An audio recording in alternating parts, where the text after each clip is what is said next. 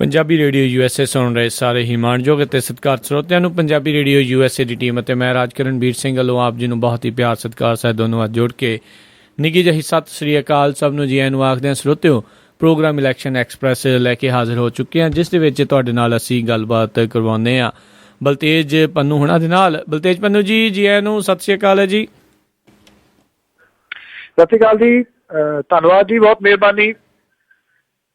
ਅਤੇ ਬਿਲਕੁਲ ਜੀ, ਆਪਾਂ ਜਿਹੜੀਆਂ ਗੱਲਬਾਤ ਕਰਾਂਗੇ ਜਿਹੜੇ ਪੰਜਾਬ ਦੇ ਵਿੱਚ ਜਿਹੜੇ ਇਸ ਟਾਈਮ ਮੁੱਦੇ ਚੱਲ ਰਹੇ ਆ ਅਤੇ ਰਾਸ਼ਟਰ ਪੱਧਰ ਦੇ ਉੱਤੇ ਜਿਹੜੇ ਮੁੱਦੇ ਚੱਲ ਰਹੇ ਆ, ਚੋਣ ਸਰਗਰਮੀਆਂ ਜਿਹੜੀਆਂ ਚੱਲ ਰਹੀਆਂ ਆ, ਉਦੋਂ ਜਦ ਤੱਕ ਜਿਹੜਾ ਜੀ ਨਤੀਜੇ ਨਹੀਂ ਆ ਜਾਂਦੇ ਤਾਂ ਗਹਿਮਾ ਗਹਿਮੀ ਜਿਹੜੀ ਹੈ ਜੀ ਲੱਗੀ ਰਹਿਣੀ ਹੈ। ਅਤੇ ਉਸ ਤੋਂ ਬਾਅਦ ਦੇ ਵਿੱਚ ਵੀ ਜਿਹੜੀ ਗਹਿਮਾ ਗਹਿਮੀ ਲੱਗੀ ਰਹਿਣੀ ਹੈ ਵੀ ਕਿਹਨੇ ਸਰਕਾਰ ਬਣਾਉਣੀ ਆ ਅਤੇ ਕਿੱਦਾਂ ਬਣਾਉਣੀ ਆ। ਅਤੇ ਉਹੀ ਸਰਕਾਰ ਬਣਾਉਣ ਦੇ ਲਈ ਜਿਹੜੀਆਂ ਜੀ 8ਵੇਂ ਗੇੜ ਦੀਆਂ ਜਿਹੜੀਆਂ ਚੋਣਾਂ ਹੋਈਆਂ ਲੋਕ ਸਭਾ ਦੇ ਅੱਡ ਅੱਡ ਹਲਕਿਆਂ ਦੇ ਵਿੱਚ 64 ਸੀਟਾਂ ਦੇ ਉੱਤੇ ਜਿਹੜੀਆਂ ਚੋਣਾਂ ਹੋਣੇ ਬੜੀਆਂ, ਅਤੇ ਉਸ ਦੇ ਬਾਰੇ ਦੱਸੋ ਜੀ, ਕਿੱਥੇ ਕਿਵੇਂ ਕੀ ਵਾਪਰਿਆ?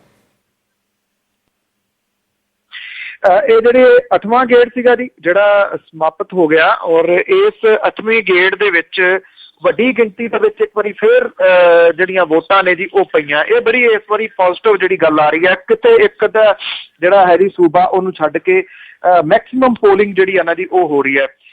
ਆਂਧਰਾ ਪ੍ਰਦੇਸ਼ ਦੇ ਵਿੱਚ ਜਿਹੜੀ ਹੈ ਜੀ 9 ਦੇ ਵਿੱਚ ਤਕਰੀਬਨ 72.40% ਵੋਟਿੰਗ ਹੋਈ ਸੀ, ਇਸ ਵਾਰੀ 76% ਤੋਂ ਵੀ ਟੱਪ ਗਈ ਜੀ। ਉੱਤਰ ਪ੍ਰਦੇਸ਼ ਦੇ ਵਿੱਚ 47.80 ਹੋਈ ਸੀ 2009 ਦੇ ਵਿੱਚ, ਇਸ ਵਾਰੀ ਕਰੀਬ 56% ਦੇ ਚਲੇਗੀ ਜੀ। ਪੱਛਮੀ ਬੰਗਾਲ ਦੇ ਵਿੱਚ 78.93% ਹੋਈ ਸੀ, ਇਸ ਵਾਰੀ 81% ਦੇ ਨੇੜੇ ਤੇੜੇ ਜਿਹੜੀ ਹੈ ਜੀ ਉਹ ਚਲੇਗੀ। ਬਿਹਾਰ ਦੇ ਵਿੱਚ 44.27 ਹੋਈ ਸੀ, ਇਸ ਵਾਰੀ 58%। ਹਿਮਾਚਲ ਦੇ ਵਿੱਚ 58 ਦੇ ਕਰੀਬ ਹੋਈ ਸੀ, ਇਸ ਵਾਰੀ 65%। ਉੱਤਰਾਖੰਡ ਦੇ ਵਿੱਚ 62% ਹੋ ਗਈ। ਜੰਮੂ ਕਸ਼ਮੀਰ ਦੇ ਵਿੱਚ ਜਿੱਥੇ 39% ਹੋਈ ਸੀ 2009 ਦੇ ਵਿੱਚ, ਇਸ ਵਾਰੀ 52.20% ਜਿਹੜੀ ਹੈ ਜੀ ਉਹ ਪੋਲਿੰਗ ਹੋ ਚੁੱਕੀ ਹੈ। ਇਹ ਹੋਰ ਜਿਹੜੀ ਹੈ ਜੀ ਉਹ ਵੱਧ ਸਕਦੀ ਹੈ। ਜਿਹੜੇ ਅਹਿਮ ਲੋਕ ਨੇ ਜੀ ਉਹਨਾਂ ਦੀਆਂ ਹੁਣ ਜਿਹੜੀਆਂ ਕਿਸਮਤ ਨੇ ਉਹ ਬੰਦ ਹੋ ਗਈਆਂ ਜੀ ਵੋਟਿੰਗ ਮਸ਼ੀਨਾਂ ਦੇ ਵਿੱਚ। ਲਾਸਟ ਗੇੜ ਜਿਹੜਾ ਜੀ ਉਹ 9ਵਾਂ ਹੈ ਅਤੇ 12 ਤਰੀਕ ਨੂੰ ਇਹਦੇ ਉੱਤੇ ਵੋਟਾਂ ਪੈਣੀਆਂ। 502 ਸੀਟਾਂ ਦੇ ਉੱਤੇ ਜਿਹੜਾ ਜੀ ਮੁਕੰਮਲ ਹੋ ਚੁੱਕਾ ਹੈ ਤੇ ਬਾਕੀ ਜਿਹੜੀਆਂ 41 ਰਹਿ ਗਈਆਂ ਜਿਹਦੇ ਉੱਤੇ 12 ਨੂੰ ਵੋਟਾਂ ਪੈਣੀਆਂ, ਤੇ ਉਸ ਤੋਂ ਬਾਅਦ ਇਹ ਸਾਰੀ ਚੋਣ ਪ੍ਰਕਿਰਿਆ ਜਿਹੜੀ ਹੈ ਉਹਦਾ ਅਹਿਮ ਪੜਾਅ ਮੁਕੰਮਲ ਹੋ ਜਾਊਗਾ ਤੇ ਫਿਰ ਰਹਿ ਜਾਣਗੇ ਨਤੀਜੇ ਜਿਹੜੇ 16 ਤਰੀਕ ਨੂੰ ਆਉਣਗੇ ਜੀ। ਸੋ ਕਾਫੀ ਜਿਹੜੀ ਆ ਜੀ ਭਾਰੀ ਮਤਦਾਨ ਕਹਿੰਦੇ ਆ ਜੀ ਹੋਇਆ, ਤੇ ਇਸ ਨੂੰ ਕਿਸ ਤਰੀਕੇ ਦੇ ਨਾਲ ਲੈ ਰਹੀਆਂ ਸਾਰੀਆਂ ਪਾਰਟੀਆਂ? ਆਈ ਥਿੰਕ ਜਿਹੜੀ ਬਹੁਤੀਆਂ ਪਾਰਟੀਆਂ ਤਾਂ ਇਹੀ ਕਹਿ ਰਹੀਆਂ ਜੀ, ਕਿਉਂਕਿ ਸਾਰੀਆਂ ਆਪੋ ਆਪਣੀਆਂ ਦਾਅਵੇ ਤਾਂ ਕਰੀ ਜਾਂਦੀਆਂ ਨੇ, ਉਹਦਾ ਮੇਰਾ ਖਿਆਲ ਲੈ ਤਾਂ ਰਹੀਆਂ ਜੀ ਚੇਂਜ ਵੱਲ ਨੂੰ ਇਹ। ਪਰ ਜਿਹੜੀ ਸਭ ਤੋਂ ਚੰਗੀ ਗੱਲ ਇਸ ਵਾਰੀ ਇਹ ਹੈ ਜੀ, ਕੋਈ ਵੀ ਪਾਰਟੀ ਜਿਹੜੀ ਉਹ ਜਿੱਤੇ, ਜਿਹੜਾ ਪੜ੍ਹਿਆ ਲਿਖਿਆ ਵਰਗ ਹੈ ਜੀ ਉਹ ਬੜੀ ਵੱਡੀ ਗਿਣਤੀ ਦੇ ਵਿੱਚ ਨਿਕਲਿਆ ਔਰ ਵੋਟਾਂ ਪਾਉਣ ਦੇ ਵਾਸਤੇ। ਔਰਤ ਜਿਹੜੀ ਹੈ ਜੀ ਉਹ ਹਰ ਜਗ੍ਹਾ ਦੇ ਉੱਤੇ ਉਹਨੇ ਬਾਜੀ ਮਾਰੀ ਹੈ ਜੀ, ਬੰਦਿਆਂ ਦੇ ਨਾਲੋਂ ਵੱਧ ਵੋਟਾਂ ਜਿਹੜੀਆਂ ਜੀ ਉਹਨਾਂ ਨੇ ਹਰ ਜਗ੍ਹਾ ਦੇ ਉੱਤੇ ਪਰਸੈਂਟੇਜ ਜਿਹੜੀ ਹੈ ਨਾ ਜੀ ਉਹ ਔਰਤਾਂ ਦੀ ਵਧੀ ਹੈ, ਵਿਚ ਇਜ਼ ਰੀਅਲੀ ਗੁੱਡ ਸਾਈਨ ਮੈਂ ਸਮਝਦਾ ਜੀ। ਬਿਲਕੁਲ। ਅਤੇ ਆਪਾਂ ਜਿਹੜੀ ਹੈ ਜੀ ਹੁਣ ਅਗਲੀ ਗੱਲ ਆ ਉਸ ਦੇ ਵੱਲ ਵੱਧਦੇ ਹਾਂ। ਅਤੇ ਇਨਫੈਕਟ ਉਸ ਤੋਂ ਪਹਿਲਾਂ ਜਿਹੜੇ ਜੀ ਅਮੇਠੀ ਦੇ ਬਾਰੇ ਜਿਹੜੇ ਆ ਜੀ ਕਾਫੀ ਸਾਡੇ ਸਰੋਤਿਆਂ ਨੇ ਕਾਲ ਕਰਕੇ ਵੀ ਪੁੱਛ ਰਹੇ ਸੀ ਵੀ ਜ਼ਰੂਰ ਪੁੱਛਿਓ ਬਲਤੇਜ ਪੰਨੂ ਹੁਣਾਂ ਨੂੰ ਵੀ ਅਮੇਠੀ ਦੇ ਵਿੱਚ ਜਿਹੜੀਆਂ ਚੋਣਾਂ ਹੋਈਆਂ ਬਹੁਤ ਕਿੱਦਾਂ ਦੀਆਂ ਹੋ ਨਿਬੜੀਆਂ, ਕਿਉਂਕਿ ਉੱਥੋਂ ਜਿਹੜੀਆਂ ਕਾਫੀ ਇਹ ਰਿਪੋਰਟਾਂ ਵੀ ਆਈਆਂ ਵੀ ਬੂਥ ਕੈਪਚਰਿੰਗ ਦੀਆਂ, ਜਿਹੜੇ ਆਮ ਆਦਮੀ ਪਾਰਟੀ ਦੇ ਜਿਹੜੇ ਕਾਰਕੁਨ ਆ ਉਹਨਾਂ ਨੂੰ ਗ੍ਰਿਫਤਾਰ ਕਰਨ ਦੀਆਂ, ਹੋਰ ਵੀ ਬਹੁਤ ਸਾਰੀਆਂ ਰਿਪੋਰਟਾਂ ਆਈਆਂ ਸੀ। ਤੁਹਾਡੇ ਕੋਲ ਉਸ ਦੇ ਉੱਤੇ ਲੇਟੈਸਟ ਅਪਡੇਟ ਕੀ ਹੈਗੀ ਆ? ਜੀ ਅਮੇਠੀ ਦੇ ਵਿੱਚ 2009 ਦੇ ਵਿੱਚ 45.16% ਵੋਟਿੰਗ ਜਿਹੜੀ ਉਹ ਪਈ ਸੀ, ਇਸ ਵਾਰੀ 10% ਜਿਹੜੀ ਨਾ ਜੀ ਉਹ ਵੱਧ ਗਈ। 55.2% ਦੀ ਵੋਟਿੰਗ ਜਿਹੜੀ ਆ ਜੀ ਉਹ ਇੱਥੇ ਹੋਈ ਆ। ਤੋ ਬਿਲਕੁਲ ਥੋੜੀਆਂ ਜਿਹੜੀਆਂ ਗੜਬੜ ਦੀਆਂ ਜਿਹੜੀਆਂ ਖਬਰਾਂ ਤਾਂ ਆਈਆਂ ਨੇ, ਕਿਉਂਕਿ ਵੱਡਿਆਂ ਦਾ ਸੀਗਾ। ਨਰਿੰਦਰ ਮੋਦੀ ਹੋਰੀ ਵੀ ਉੱਥੇ ਜਾ ਕੇ ਆਏ ਨੇ ਸਮ੍ਰਿਤੀ ਇਰਾਨੀ ਦੇ ਹੱਕ ਦੇ ਵਿੱਚ। ਕੁਮਾਰ ਵਿਸ਼ਵਾਸ ਆਮ ਆਦਮੀ ਪਾਰਟੀ ਦੇ ਨੇ ਜਿਹਨੇ ਬੜੀ ਇਹ ਭਖਾਈ ਰੱਖੀ ਹੈ ਚੋਣ, ਉਹ ਨਿਕਲੇ ਹੀ ਨਹੀਂ ਉੱਥੋਂ ਜਿਉਂ ਚੋਣਾਂ ਦਾ ਐਲਾਨ ਹੋਇਆ। ਮੇਰਾ ਨਹੀਂ ਖਿਆਲ ਕੋਈ ਗਲੀ ਮੁਹੱਲਾ ਪਿੰਡ ਸ਼ਹਿਰ ਜਿਹੜਾ ਉਹਨਾਂ ਨੇ ਛੱਡਿਆ ਹੋਵੇ ਜਿੱਥੇ ਉਹ ਨਹੀਂ ਗਏ। ਕੋਈ ਜਿਹੜਾ ਨੇਤਾ ਸ਼ਾਇਦ ਹੀ ਹੈ ਜਿਹੜਾ ਇੰਨਾ ਜਿਹੜਾ ਦੀ ਜਾ ਸਕੇ ਲੋਕਾਂ ਤੱਕ। ਰਾਹੁਲ ਗਾਂਧੀ ਹੋਰਾਂ ਦਾ ਇਹ ਹਲਕਾ, ਉਹਨਾਂ ਨੇ ਵੀ ਗੇੜਾ ਜਿਹੜਾ ਦੀ ਮਾਰਿਆ। ਦੇਖਦੇ ਹਾਂ ਨਤੀਜਾ ਜਿਹੜਾ ਜੀ ਉਹ ਕੀ ਨਿਕਲਦਾ। ਨਤੀਜਾ ਉੱਥੋਂ ਬੜਾ ਕਲੋਜ਼ ਰਹੂਗਾ ਜੀ, ਬਹੁਤ ਕਲੋਜ਼ ਰਹੂਗਾ ਜੀ। ਅਤੇ ਲਓ ਆਪਾਂ ਆਪਣੀ ਅਗਲੀ ਗੱਲ ਉਸ ਦੇ ਵੱਲ ਵੱਧਦੇ ਹਾਂ, ਜਿਸ ਦੇ ਵਿੱਚ ਹਰਿਆਣੇ ਤੋਂ ਇਹ ਜਿਹੜੀ ਇੱਕ ਖਬਰ ਆ ਰਹੀ ਹੈ, ਜਿਸ ਨੂੰ ਇੱਕ ਚੰਗੀ ਖਬਰ ਜਿਹੜਾ ਜੀ ਮੰਨ ਰਹੇ ਆ ਸਾਰੇ ਜਾਣੇ ਵੀ ਆਨੰਦ ਮੈਰਿਜ ਐਕਟ ਜਿਹੜਾ ਹਰਿਆਣੇ ਦੇ ਵਿੱਚ ਆ ਉਹ ਲਾਗੂ ਹੋ ਚੁੱਕਾ ਆ। ਇਸ ਦੇ ਉੱਤੇ ਕੀ ਲੇਟੈਸਟ ਅਪਡੇਟ ਆ? ਜੀ ਹਰਿਆਣੇ ਮੁੱਖ ਮੰਤਰੀ ਭੁਪਿੰਦਰ ਸਿੰਘ ਹੁੱਡਾ ਹੋਰਾਂ ਨੇ ਆਨੰਦ ਐਕਟ ਜਿਹੜਾ ਜੀ ਇਹਦਾ ਨੋਟੀਫਿਕੇਸ਼ਨ ਬਕਾਇਦਾ ਤੌਰ ਦੇ ਉੱਤੇ ਜਾਰੀ ਕਰਤਾ ਔਰ ਸਿੱਖ ਭਾਈਚਾਰੇ ਦੇ ਵਿਆਹਾਂ ਦੀ ਰਜਿਸਟ੍ਰੇਸ਼ਨ ਜਿਹੜੀ ਹੈ ਨਾ ਜੀ ਉਹ ਉਹਦੇ ਵਾਸਤੇ ਪੱਧਰਾ ਹੋ ਗਿਆ। ਹਾਲਾਂਕਿ ਇਹਦੇ ਵਿੱਚ ਜੀ ਜਿਹੜਾ ਤਲਾਕ, ਗੋਦ ਲੈਣਾ ਤੇ ਵੱਖਰੇ ਹੋਣ ਦੇ ਵਾਸਤੇ ਉਹ ਲਾਗੂ ਨਹੀਂ ਹੈ। ਸਿਰਫ ਮੈਰਿਜ ਦੀ ਜਿਹੜੀ ਰਜਿਸਟ੍ਰੇਸ਼ਨ ਆ ਉਹ ਲਾਗੂ ਆ। ਸਿੱਖ ਭਾਈਚਾਰੇ ਦੀ ਬੜੀ ਚਰੋਕਣੀ ਇਹ ਮੰਗ ਸੀਗੀ ਜੀ ਕਿ ਆਨੰਦ ਮੈਰਿਜ ਐਕਟ ਲਾਗੂ ਹੋਣਾ ਚਾਹੀਦਾ ਹੈ। ਹਿੰਦੂ ਮੈਰਿਜ ਐਕਟ ਦੇ ਤਹਿਤ ਅਸੀਂ ਆਪਣੀ ਮੈਰਿਜ ਜਿਹੜੀ ਆ ਉਹ ਰਜਿਸਟਰ ਨਹੀਂ ਕਰਾਉਣੀ। ਇਹ ਹਰਿਆਣੇ ਦੀ ਸਰਕਾਰ ਦੇ ਵੱਲੋਂ ਤੋਹਫਾ ਹੈ ਜਿਹੜਾ ਸਿੱਖ ਭਾਈਚਾਰੇ ਨੂੰ ਦਿੱਤਾ ਗਿਆ। ਮੈਂ ਦੱਸਦਾ ਕਿ ਪੰਜਾਬ ਦੇ ਵਿੱਚ ਅਜੇ ਇਹ ਨਹੀਂ ਹੈਗਾ ਜੀ। ਅਜੇ ਇਹਦੇ ਸੰਬੰਧ ਦੇ ਵਿੱਚ ਕੋਈ ਨੋਟੀਫਿਕੇਸ਼ਨ ਜਿਹੜਾ ਜਾਰੀ ਨਹੀਂ ਹੋਇਆ, ਇੱਥੇ ਇਹ ਲਾਗੂ ਨਹੀਂ ਹੋਇਆ। ਪਰ ਗਵਾਂਢੀ ਰਾਜ ਹਰਿਆਣੇ ਨੇ ਜਿਹੜਾ ਜੀ ਇਹ ਲਾਗੂ ਕਰਕੇ ਮੇਰਾ ਖਿਆਲ ਉਹਦੀਆਂ ਜਿਹੜੀਆਂ ਆਉਣ ਵਾਲੀਆਂ ਉਹਨਾਂ ਦੀਆਂ ਵਿਧਾਨ ਸਭਾ ਦੀਆਂ ਚੋਣਾਂ ਨੇ ਜੀ ਉਹਨੇ ਉਹਦੇ ਵਿੱਚ ਸਿੱਖ ਭਾਈਚਾਰੇ ਨੂੰ ਨਾਲ ਜੋੜਨ ਦੇ ਵਾਸਤੇ ਇੱਕ ਅਹਿਮ ਕਦਮ ਪੁੱਟਿਆ ਜੀ। ਤੇ ਆਪਾਂ ਅਗਲੀ ਗੱਲ ਕਰਦੇ ਹਾਂ ਜਿਹੜੀ ਕਿ ਇਹ ਖਬਰ ਮਿਲ ਰਹੀ ਹੈ ਵੀ ਜਿਹੜੀ ਸਿੱਖਿਆ ਬੋਰਡ ਦਾ ਭਰਤੀ ਦਾ ਜਿਹੜਾ ਘੁਟਾਲਾ ਸੀ ਜਿਸ ਦੇ ਵਿੱਚ ਤੋਤਾ ਸਿੰਘ ਤੇ ਕੇਹਰ ਸਿੰਘ ਦੇ ਉੱਤੇ ਆਰੋਪ ਲੱਗ ਰਹੇ ਸੀ, ਉਹਨਾਂ ਦੇ ਖਿਲਾਫ ਜਿਹੜੀ ਚਾਰਜ ਸ਼ੀਟ ਆ ਉਹ ਦਾਇਰ ਹੋ ਚੁੱਕੀ ਆ। ਕਿਹੜੇ ਇਹਨਾਂ ਦੇ ਵਿੱਚ ਜਿਹੜੇ ਚਾਰਜ ਲੱਗੇ ਇਹਨਾਂ ਦੇ ਉੱਤੇ? ਬਿਲਕੁਲ ਜੀ, 134 ਕਲਰਕਾਂ ਤੇ ਹੈਲਪਰਾਂ ਦੀ ਭਰਤੀ ਦਾ ਮਾਮਲਾ ਸੀਗਾ ਜਿਹੜਾ ਕੇਸ ਦਿਲਬਾਗ ਸਿੰਘ ਜੌਹਲ ਜਿਹੜੇ ਕਿ ਮੋਹਾਲੀ ਦੇ ਜਿਹੜਾ ਸੈਸ਼ਨ ਜੱਜ ਨੇ ਉਹਨਾਂ ਦੀ ਅਦਾਲਤ ਦੇ ਵਿੱਚ ਚੱਲ ਰਿਹਾ। ਹੁਣ ਇਸ ਮਾਮਲੇ ਦੇ ਵਿੱਚ ਸਾਬਕਾ ਸਿੱਖਿਆ ਮੰਤਰੀ ਤੋਤਾ ਸਿੰਘ ਤੇ ਨਵੇਂ ਸਿਰਿਓਂ ਤਲਬ ਕੀਤੇ ਗਏ ਬੋਰਡ ਦੇ ਸਾਬਕਾ ਚੇਅਰਮੈਨ ਡਾਕਟਰ ਕੇਹਰ ਸਿੰਘ ਤੇ ਉਹਨਾਂ ਦੇ ਸਾਥੀਆਂ ਦੇ ਖਿਲਾਫ ਦੋਸ਼ ਜਿਹੜੇ ਨੇ ਉਹ ਆਇਦ ਕਰ ਦਿੱਤੇ ਗਏ ਨੇ, ਭਾਵ ਕਿ ਚਾਰਜ ਸ਼ੀਟ ਜਿਹੜੀ ਆ ਜੀ ਉਹ ਦਾਖਲ ਹੋ ਗਈ ਆ ਜੀ। ਬੋਰਡ ਦੇ ਸਾਬਕਾ ਚੇਅਰਮੈਨ ਡਾਕਟਰ ਕੇਹਰ ਸਿੰਘ, ਮੌਜੂਦਾ ਚੇਅਰਪਰਸਨ ਦੇ OSD ਵਰਿੰਦਰ ਕੁਮਾਰ, ਸਾਬਕਾ OSD ਮੇਜਰ ਚਰਨਜੀਤ ਸਿੰਘ ਮੀਲੂ, ਮਹਿੰਦਰ ਸਿੰਘ, ਤੇਜ ਰਾਮ ਗੋਇਲ ਜਿਹੜੇ ਜੀ ਉਹ ਇਹਦੇ ਵਿੱਚ ਸ਼ਾਮਲ ਨੇ ਜੀ। ਅਮਰਜੀਤ ਸਿੰਘ ਖਿਲਾਫ, ਇਹਨਾਂ ਦੇ ਸਾਰਿਆਂ ਦੇ ਖਿਲਾਫ ਜਿਹੜੇ ਦੋਸ਼ ਨੇ ਉਹ ਆਇਦ ਕਰਤੇ ਗਏ ਨੇ। ਵਿਜੀਲੈਂਸ ਦੇ ਮੁਤਾਬਕ ਨਵੇਂ ਸਿਰਿਓਂ ਤਲਬ ਕੀਤੇ ਗਏ ਜਿਹੜੇ ਮੁਲਜ਼ਮ ਨੇ ਉਹਨਾਂ ਦੇ ਸਾਡੇ ਪਹਿਲਾਂ ਤੋਂ ਸਾਰੇ ਜਿਹੜੇ ਮੁਲਜ਼ਮ ਨੇ ਪਹਿਲਾਂ ਨਾਮਜ਼ਦ ਕੀਤੇ ਗਏ ਉਹਨਾਂ ਦੇ ਖਿਲਾਫ ਟਰਾਇਲ ਚੱਲੂਗਾ ਔਰ ਪਹਿਲਾਂ ਗਵਾਹੀ ਭੁਗਤ ਚੁੱਕੇ ਸਰਕਾਰੀ ਗਵਾਹਾਂ ਨੂੰ ਉਹਨਾਂ ਦੇ ਮੁੜ ਕੇ ਬਿਆਨ ਕਲਮਬੰਦ ਕਰਨ ਦੇ ਵਾਸਤੇ ਸੰਮਨ ਜਿਹੜੇ ਨੇ ਭੇਜੇ ਜਾਣਗੇ ਤਾਂ ਕਿ ਕਲਰਕ ਭਰਤੀ ਘੁਟਾਲੇ ਦੇ ਵਿੱਚ ਨਵੇਂ ਜਿਹੜੇ ਨਾਮਜ਼ਦ ਕੀਤੇ ਗਏ ਮੁਲਜ਼ਮ ਨੇ ਉਹਨਾਂ ਦੇ ਉੱਤੇ ਵੀ ਸ਼ਿਕੰਜਾ ਜਿਹੜਾ ਉਹ ਕੱਸਿਆ ਜਾ ਸਕੇ ਜੀ। ਤੇ ਅਗਲੀ ਜਿਹੜੀ ਆਪਾਂ ਗੱਲ ਕਰਦੇ ਹਾਂ ਵਾਰਾਣਸੀ ਦੇ ਕਹਿੰਦੇ ਜੀ ਮੈਦਾਨ ਦੀ ਆਪਾਂ ਗੱਲ ਕਰਦੇ ਵੀ ਜਿਹੜਾ ਚੋਣਾਂ ਦਾ ਜਿਹੜਾ ਮੈਦਾਨ ਹੈ ਇਸ ਟਾਈਮ ਸਭ ਤੋਂ ਜਿਹੜੀ ਹੌਟ ਸੀਟ ਆ ਪੂਰੇ ਭਾਰਤ ਦੇ ਵਿੱਚ, ਜਿੱਥੇ ਕਿ ਮੁਕਾਬਲਾ ਨਰਿੰਦਰ ਮੋਦੀ ਤੇ ਆਮ ਆਦਮੀ ਪਾਰਟੀ ਦੇ ਮੇਨ ਕਨਵੀਨਰ ਜਿਹੜੇ ਹੈਗੇ ਆ ਅਰਵਿੰਦ ਕੇਜਰੀਵਾਲ ਉਹਨਾਂ ਦੇ ਦਰਮਿਆਨ ਆ। ਤੇ ਉੱਥੋਂ ਜਿਹੜੀਆਂ ਜੀ ਕਾਫੀ ਇਸ ਟਾਈਮ ਖਬਰਾਂ ਆ ਰਹੀਆਂ ਤੇ ਜਿਸ ਦੇ ਵਿੱਚ ਇਸ ਟਾਈਮ ਭਾਰਤੀ ਜਨਤਾ ਪਾਰਟੀ ਤੇ ਚੋਣ ਕਮਿਸ਼ਨ ਜਿਹੜੇ ਆ ਆਮੋ ਸਾਹਮਣੇ ਹੋਏ ਪਏ ਆ। ਖਬਰਾਂ ਇਹ ਵਿੱਚ ਮਿਲ ਰਹੀਆਂ ਸੀ ਵੀ ਕਿਤੇ ਉਹਨਾਂ ਨੂੰ ਰੈਲੀ ਕਰਨ ਦੇ ਲਈ ਇਜਾਜ਼ਤ ਨਹੀਂ ਮਿਲ ਰਹੀ, ਕਿਤੇ ਮਿਲ ਰਹੀ ਆ। ਕੀ ਚੱਲ ਰਿਹਾ ਹੈ ਇਹਨਾਂ ਦੋਨਾਂ ਦੇ ਦਰਮਿਆਨ? ਨਹੀਂ ਦਿੱਤੀ ਇਜਾਜ਼ਤ ਦੀ। ਜਿੱਥੇ ਭਾਰਤੀ ਜਨਤਾ ਪਾਰਟੀ ਚਾਹੁੰਦੀ ਸੀ ਨਰਿੰਦਰ ਮੋਦੀ ਦੀ ਰੈਲੀ ਕਰਨੀ ਉੱਥੇ ਇਜਾਜ਼ਤ ਨਹੀਂ ਮਿਲੀ। ਉਹਨਾਂ ਨੇ ਕਿਹਾ ਕਿ ਜਿੱਥੇ ਇਜਾਜ਼ਤ ਮਿਲੀ ਆ ਉਹ ਥਾਂ ਸਾਡੇ ਲਈ ਛੋਟੀ ਆ, ਅਸੀਂ ਉੱਥੇ ਰੈਲੀ ਜਿਹੜੀ ਉਹ ਨਹੀਂ ਕਰਨੀ। ਇਹਨੂੰ ਲੈ ਕੇ ਭਾਰਤੀ ਜਨਤਾ ਪਾਰਟੀ ਜਿਹੜੀ ਇਹਨਾਂ ਦੀ ਉਹ ਤੇ ਚੋਣ ਕਮਿਸ਼ਨ ਆਮੋ ਸਾਹਮਣੇ ਹੋ ਗਏ ਨੇ। ਅੱਜ 11 ਵਜੇ ਦੇ ਕਰੀਬ ਹੁਣ ਤੋਂ 2 ਘੰਟੇ ਬਾਅਦ ਜਿਹੜਾ ਭਾਰਤੀ ਜਨਤਾ ਪਾਰਟੀ ਨੇ ਧਰਨੇ ਦਾ ਪ੍ਰੋਗਰਾਮ ਜਿਹੜਾ ਜੀ ਵਾਰਾਣਸੀ ਦੇ ਵਿੱਚ ਬਣਾਇਆ ਕਿਉਂਕਿ ਸਾਰੀਆਂ ਸੀਟਾਂ ਤੋਂ ਮੈਕਸਿਮਮ ਸੀਟਾਂ ਤੋਂ ਲੀਡਰਸ਼ਿਪ ਜਿਹੜੀ ਵਿਹਲੀ ਹੋ ਗਈ ਆ ਤੇ ਉਹਨਾਂ ਨੇ ਹੁਣ ਸਾਰਾ ਧਿਆਨ ਜਿਹੜਾ ਕੇਂਦਰਿਤ ਕੀਤਾ ਜੀ ਇੱਥੇ ਵਾਰਾਣਸੀ ਦੇ ਵਿੱਚ। ਉਹਦੇ ਰਾਹੁਲ ਗਾਂਧੀ ਨੂੰ ਜਿਹੜੇ ਰੋਡ ਸ਼ੋਅ ਦੀ ਪਰਮਿਸ਼ਨ ਜਿਹੜਾ 10 ਤਰੀਕ ਨੂੰ ਉਹਨੇ ਕਰਨਾ ਉਹ ਤੇ ਉਦੋਂ ਪਹਿਲਾਂ ਰੈਲੀਆਂ ਦੀ ਜਿਹੜੀ ਪਰਮਿਸ਼ਨ ਹੈ ਉਹ ਮਿਲ ਗਈ ਆ ਵਾਰਾਣਸੀ ਦੇ ਵਿੱਚ। ਉਹਨਾਂ ਨੇ ਇਸ ਗੱਲ ਦੇ ਉੱਤੇ ਕੋਈ ਜਿੱਦ ਜਿਹੜੀ ਆ ਉਹ ਨਹੀਂ ਕੀਤੀ। ਵੈਸੇ ਅੱਜ ਕੱਲ੍ਹ ਤਾਂ ਇਹ ਵੀ ਲੱਗਣ ਲੱਗ ਗਿਆ ਜੀ ਕਿ ਜਦੋਂ ਭਾਰਤੀ ਜਨਤਾ ਪਾਰਟੀ ਦਾ ਨਾਂ ਆਉਂਦਾ ਨਾ ਅਜੀਬ ਜਿਹਾ ਲੱਗਦਾ ਵੀ ਇਹ ਕਿੱਥੋਂ ਨਾਂ ਆ ਗਿਆ ਕਿਉਂਕਿ ਮੋਦੀ ਹੋਈ ਜਾ ਰਹੀ ਹੈ। ਕਿਸੇ ਨੇ ਚੰਗੀ ਟਿੱਪਣੀ ਕੀਤੀ ਸੀਗੀ ਕਿ ਉਹ ਨਾ ਹੋਵੇ ਇਲੈਕਸ਼ਨਾਂ ਤੋਂ ਬਾਅਦ ਕਿਤੇ ਮੋਦੀ ਪਾਰਟੀ ਨਾ ਆ ਜੇ, ਬੀਜੇਪੀ ਗਵਾਚੀ ਜਾਵੇ। ਜੀ ਅਤੇ ਇਹ ਵੀ ਨਾਲ ਜਿਹੜੀਆਂ ਕਾਫੀ ਖਬਰਾਂ ਪ੍ਰਾਪਤ ਹੋ ਰਹੀਆਂ ਵੀ ਉੱਥੇ ਕਿਤੇ CM ਬੁਲਾ ਰਹੇ ਆ ਬਾਹਰੋਂ, MLA MP ਬਹੁਤ ਸਾਰੀਆਂ ਜਿਹੜੇ ਲੋਕਾਂ ਨੂੰ ਵਿਸ਼ੇਸ਼ ਤੌਰ ਤੇ ਜਿਹੜਾ ਵਾਰਾਣਸੀ 'ਚ ਬੁਲਾਇਆ ਜਾ ਰਿਹਾ। ਬੁਲਾਇਆ ਜੀ, ਸਭ ਨੂੰ ਸੱਦਾ ਪੱਤਰ ਜਿਹੜਾ ਵਾਰਾਣਸੀ ਭਰੀ ਪਈ ਹੈ। ਮੇਰੀ ਗੱਲ ਹੋ ਰਹੀ ਸੀ ਉੱਥੇ ਜਿਹੜੇ ਕੁਝ ਬੰਦੇ ਮੌਜੂਦ ਨੇ ਉਹ ਕਹਿੰਦੇ ਕਿ ਵਾਰਾਣਸੀ ਵਾਲੇ ਜਿਹੜੇ ਨੇ ਉਹ ਬੇਹੱਦ ਤੰਗ ਹੋ ਗਏ। ਉਹ ਇਹ ਕਹਿੰਦੇ ਨੇ ਕਿ ਬਾਹਰੋਂ ਇੰਨੇ ਲੋਕ ਕਿਉਂ ਨੇ, ਸੜਕਾਂ ਫੁੱਲ ਜਾਮ ਭਰੀਆਂ ਪਈਆਂ ਨੇ। ਜਿਹੜੇ ਭਾਰਤੀ ਜਨਤਾ ਪਾਰਟੀ ਵਾਲੇ ਨੇ ਉਹਨਾਂ ਨੇ ਬੱਸ ਅੱਡਿਆਂ ਦੇ ਉੱਤੇ, ਰੇਲਵੇ ਸਟੇਸ਼ਨ ਦੇ ਉੱਤੇ, ਹਵਾਈ ਜਿਹੜੇ ਅੱਡੇ ਨੇ ਉੱਥੇ ਬਾਹਰ ਆਪਣੇ ਵਰਕਰ ਜਿਹੜੇ ਖੜੇ ਕੀਤੇ ਹੋਏ ਨੇ ਤਾਂ ਕਿ ਆਉਂਦੇ ਲੋਕਾਂ ਦੇ ਦਿਲਾਂ ਦੇ ਵਿੱਚ ਇਹ ਪ੍ਰਭਾਵ ਦੇਣ ਦੀ ਕੋਸ਼ਿਸ਼ ਕਰਦੇ ਨੇ ਕਿ ਇੱਥੇ ਤਾਂ ਹੈ ਹੀ ਮੋਦੀ ਮੋਦੀ ਹੈ, ਹੋਰ ਕੋਈ ਪਾਰਟੀ ਹੈ ਨਹੀਂ ਗੀ ਇੱਥੇ। ਉਹ ਜਿਹੜੇ ਟੈਕਸੀ ਚਲਾਉਣ ਵਾਲੇ ਨੇ ਉਹਨਾਂ ਨੂੰ ਵੀ ਟੋਪੀਆਂ ਪਵਾ ਕੇ ਜਿਹੜੀਆਂ ਭਾਰਤੀ ਜਨਤਾ ਪਾਰਟੀ ਦੀਆਂ ਉਹਨਾਂ ਨੂੰ ਵੱਖਰੇ ਤੌਰ ਦੇ ਉੱਤੇ ਦਿਹਾੜੀ ਜਿਹੜੀ ਦਿੰਦੇ ਨੇ ਤਾਂ ਕਿ ਉਹ ਬਹਿੰਦਿਆਂ ਸਾਰੀ ਜਿਹੜਾ ਉੱਥੇ ਉਤਰਦਾ ਬੰਦਾ ਉਹਨੂੰ ਇਹ ਦੱਸਣ ਦੀ ਕੋਸ਼ਿਸ਼ ਕਰਦੇ ਨੇ ਕਿ ਇੱਥੇ ਤਾਂ ਬਸ ਮੋਦੀ ਨੇ ਐਸੀ ਜਿਹੜੀ ਹਵਾ ਬਣਾਈ ਹੋਈ ਹੈ ਕਿ ਇੱਥੋਂ ਤਾਂ ਜ਼ਮਾਨਤ ਹੋ ਜਾਣੀ ਆ ਅਰਵਿੰਦ ਕੇਜਰੀਵਾਲ ਦੀ। ਇਦਾਂ ਦਾ ਕੁਝ ਦੱਸਣ ਦੀ ਜਿਹੜੀ ਕੋਸ਼ਿਸ਼ ਹੈ ਉਹ ਕਰਦੇ ਨੇ। ਹਰ ਵਹੀਲਾ ਜਿਹੜਾ ਵਰਤਿਆ ਜਾ ਰਿਹਾ ਜੀ। ਤੇ ਨਾਲ ਹੀ ਜੇ ਆਪਾਂ ਗੱਲ ਕਰੀਏ ਵਾਰਾਣਸੀ 'ਚ ਹੀ ਰਹਿੰਦੇ ਹੋਏ ਵੀ ਇਸ ਟਾਈਮ ਮੋਦੀ ਅਤੇ ਜਿਹੜੇ ਰਾਹੁਲ ਗਾਂਧੀ ਆ ਇਹਨਾਂ ਨੇ ਇਸ ਟਾਈਮ ਡੇਰੇ ਲਾਏ ਹੋਏ ਆ ਵਾਰਾਣਸੀ 'ਚ ਤੇ ਨਾਲ ਉਸ ਤੋਂ ਪਹਿਲਾਂ ਜਿਹੜੀ ਗੱਲ ਕਰਦੇ ਵੀ ਇਹ ਧਰਨਾ ਦੇ ਰਹੇ ਆ ਤੇ ਕਿਸੇ ਟਾਈਮ ਤੇ ਇਹੀ ਪਾਰਟੀਆਂ ਕਹਿੰਦੇ ਵੀ ਇਹ ਧਰਨੇ ਕਿਉਂ ਦਿੰਦੇ ਆ ਜੀ, ਇਹ ਲੋਕਾਂ ਦੀ ਜਿਹੜੀ ਵਿਵਸਥਾ ਹੈ ਉਸ ਨੂੰ ਖਰਾਬ ਕਰਦੇ ਆ ਤੇ ਆਪ ਹੁਣ ਧਰਨੇ ਦੇ ਕੇ ਕੀ ਸਾਬਤ ਕਰਨਾ ਚਾਹੁੰਦੇ? ਤੁਹਾਡੀ ਗੱਲ ਠੀਕ ਹੈ ਜੀ। ਇਹ ਤਾਂ ਗੱਲਾਂ ਹੀ ਤਕਰੀਬਨ ਰੋਜ਼ ਤਾਂ ਆਪਣੇ ਬਿਆਨ ਜਿਹੜੇ ਉਹ ਪਲਟਦੇ ਆ। ਅੱਜ ਇਹ ਧਰਨਾ ਦੇ ਰਹੇ ਆ ਔਰ ਇਹ ਸਾਰੇ ਜਿਹੜੇ ਨੇ ਜੀ ਇਹ ਚੁਣੇ ਹੋਏ ਲੋਕ ਨੇ। ਬੇਸ਼ੱਕ ਅਜੇ ਕਿਉਂਕਿ ਭੰਗ ਨਹੀਂ ਹੋਈ ਪਹਿਲੀ ਜਿਹੜੀ ਲੋਕ ਸਭਾ ਹੈ, ਹੁਣ ਇਹ ਧਰਨੀ ਕਿਉਂ ਦੇ ਰਹੇ ਨੇ ਇਹ ਸਮਝ ਤੋਂ ਪਰੇ ਵਾਲੀ ਗੱਲ ਹੈ ਜੀ।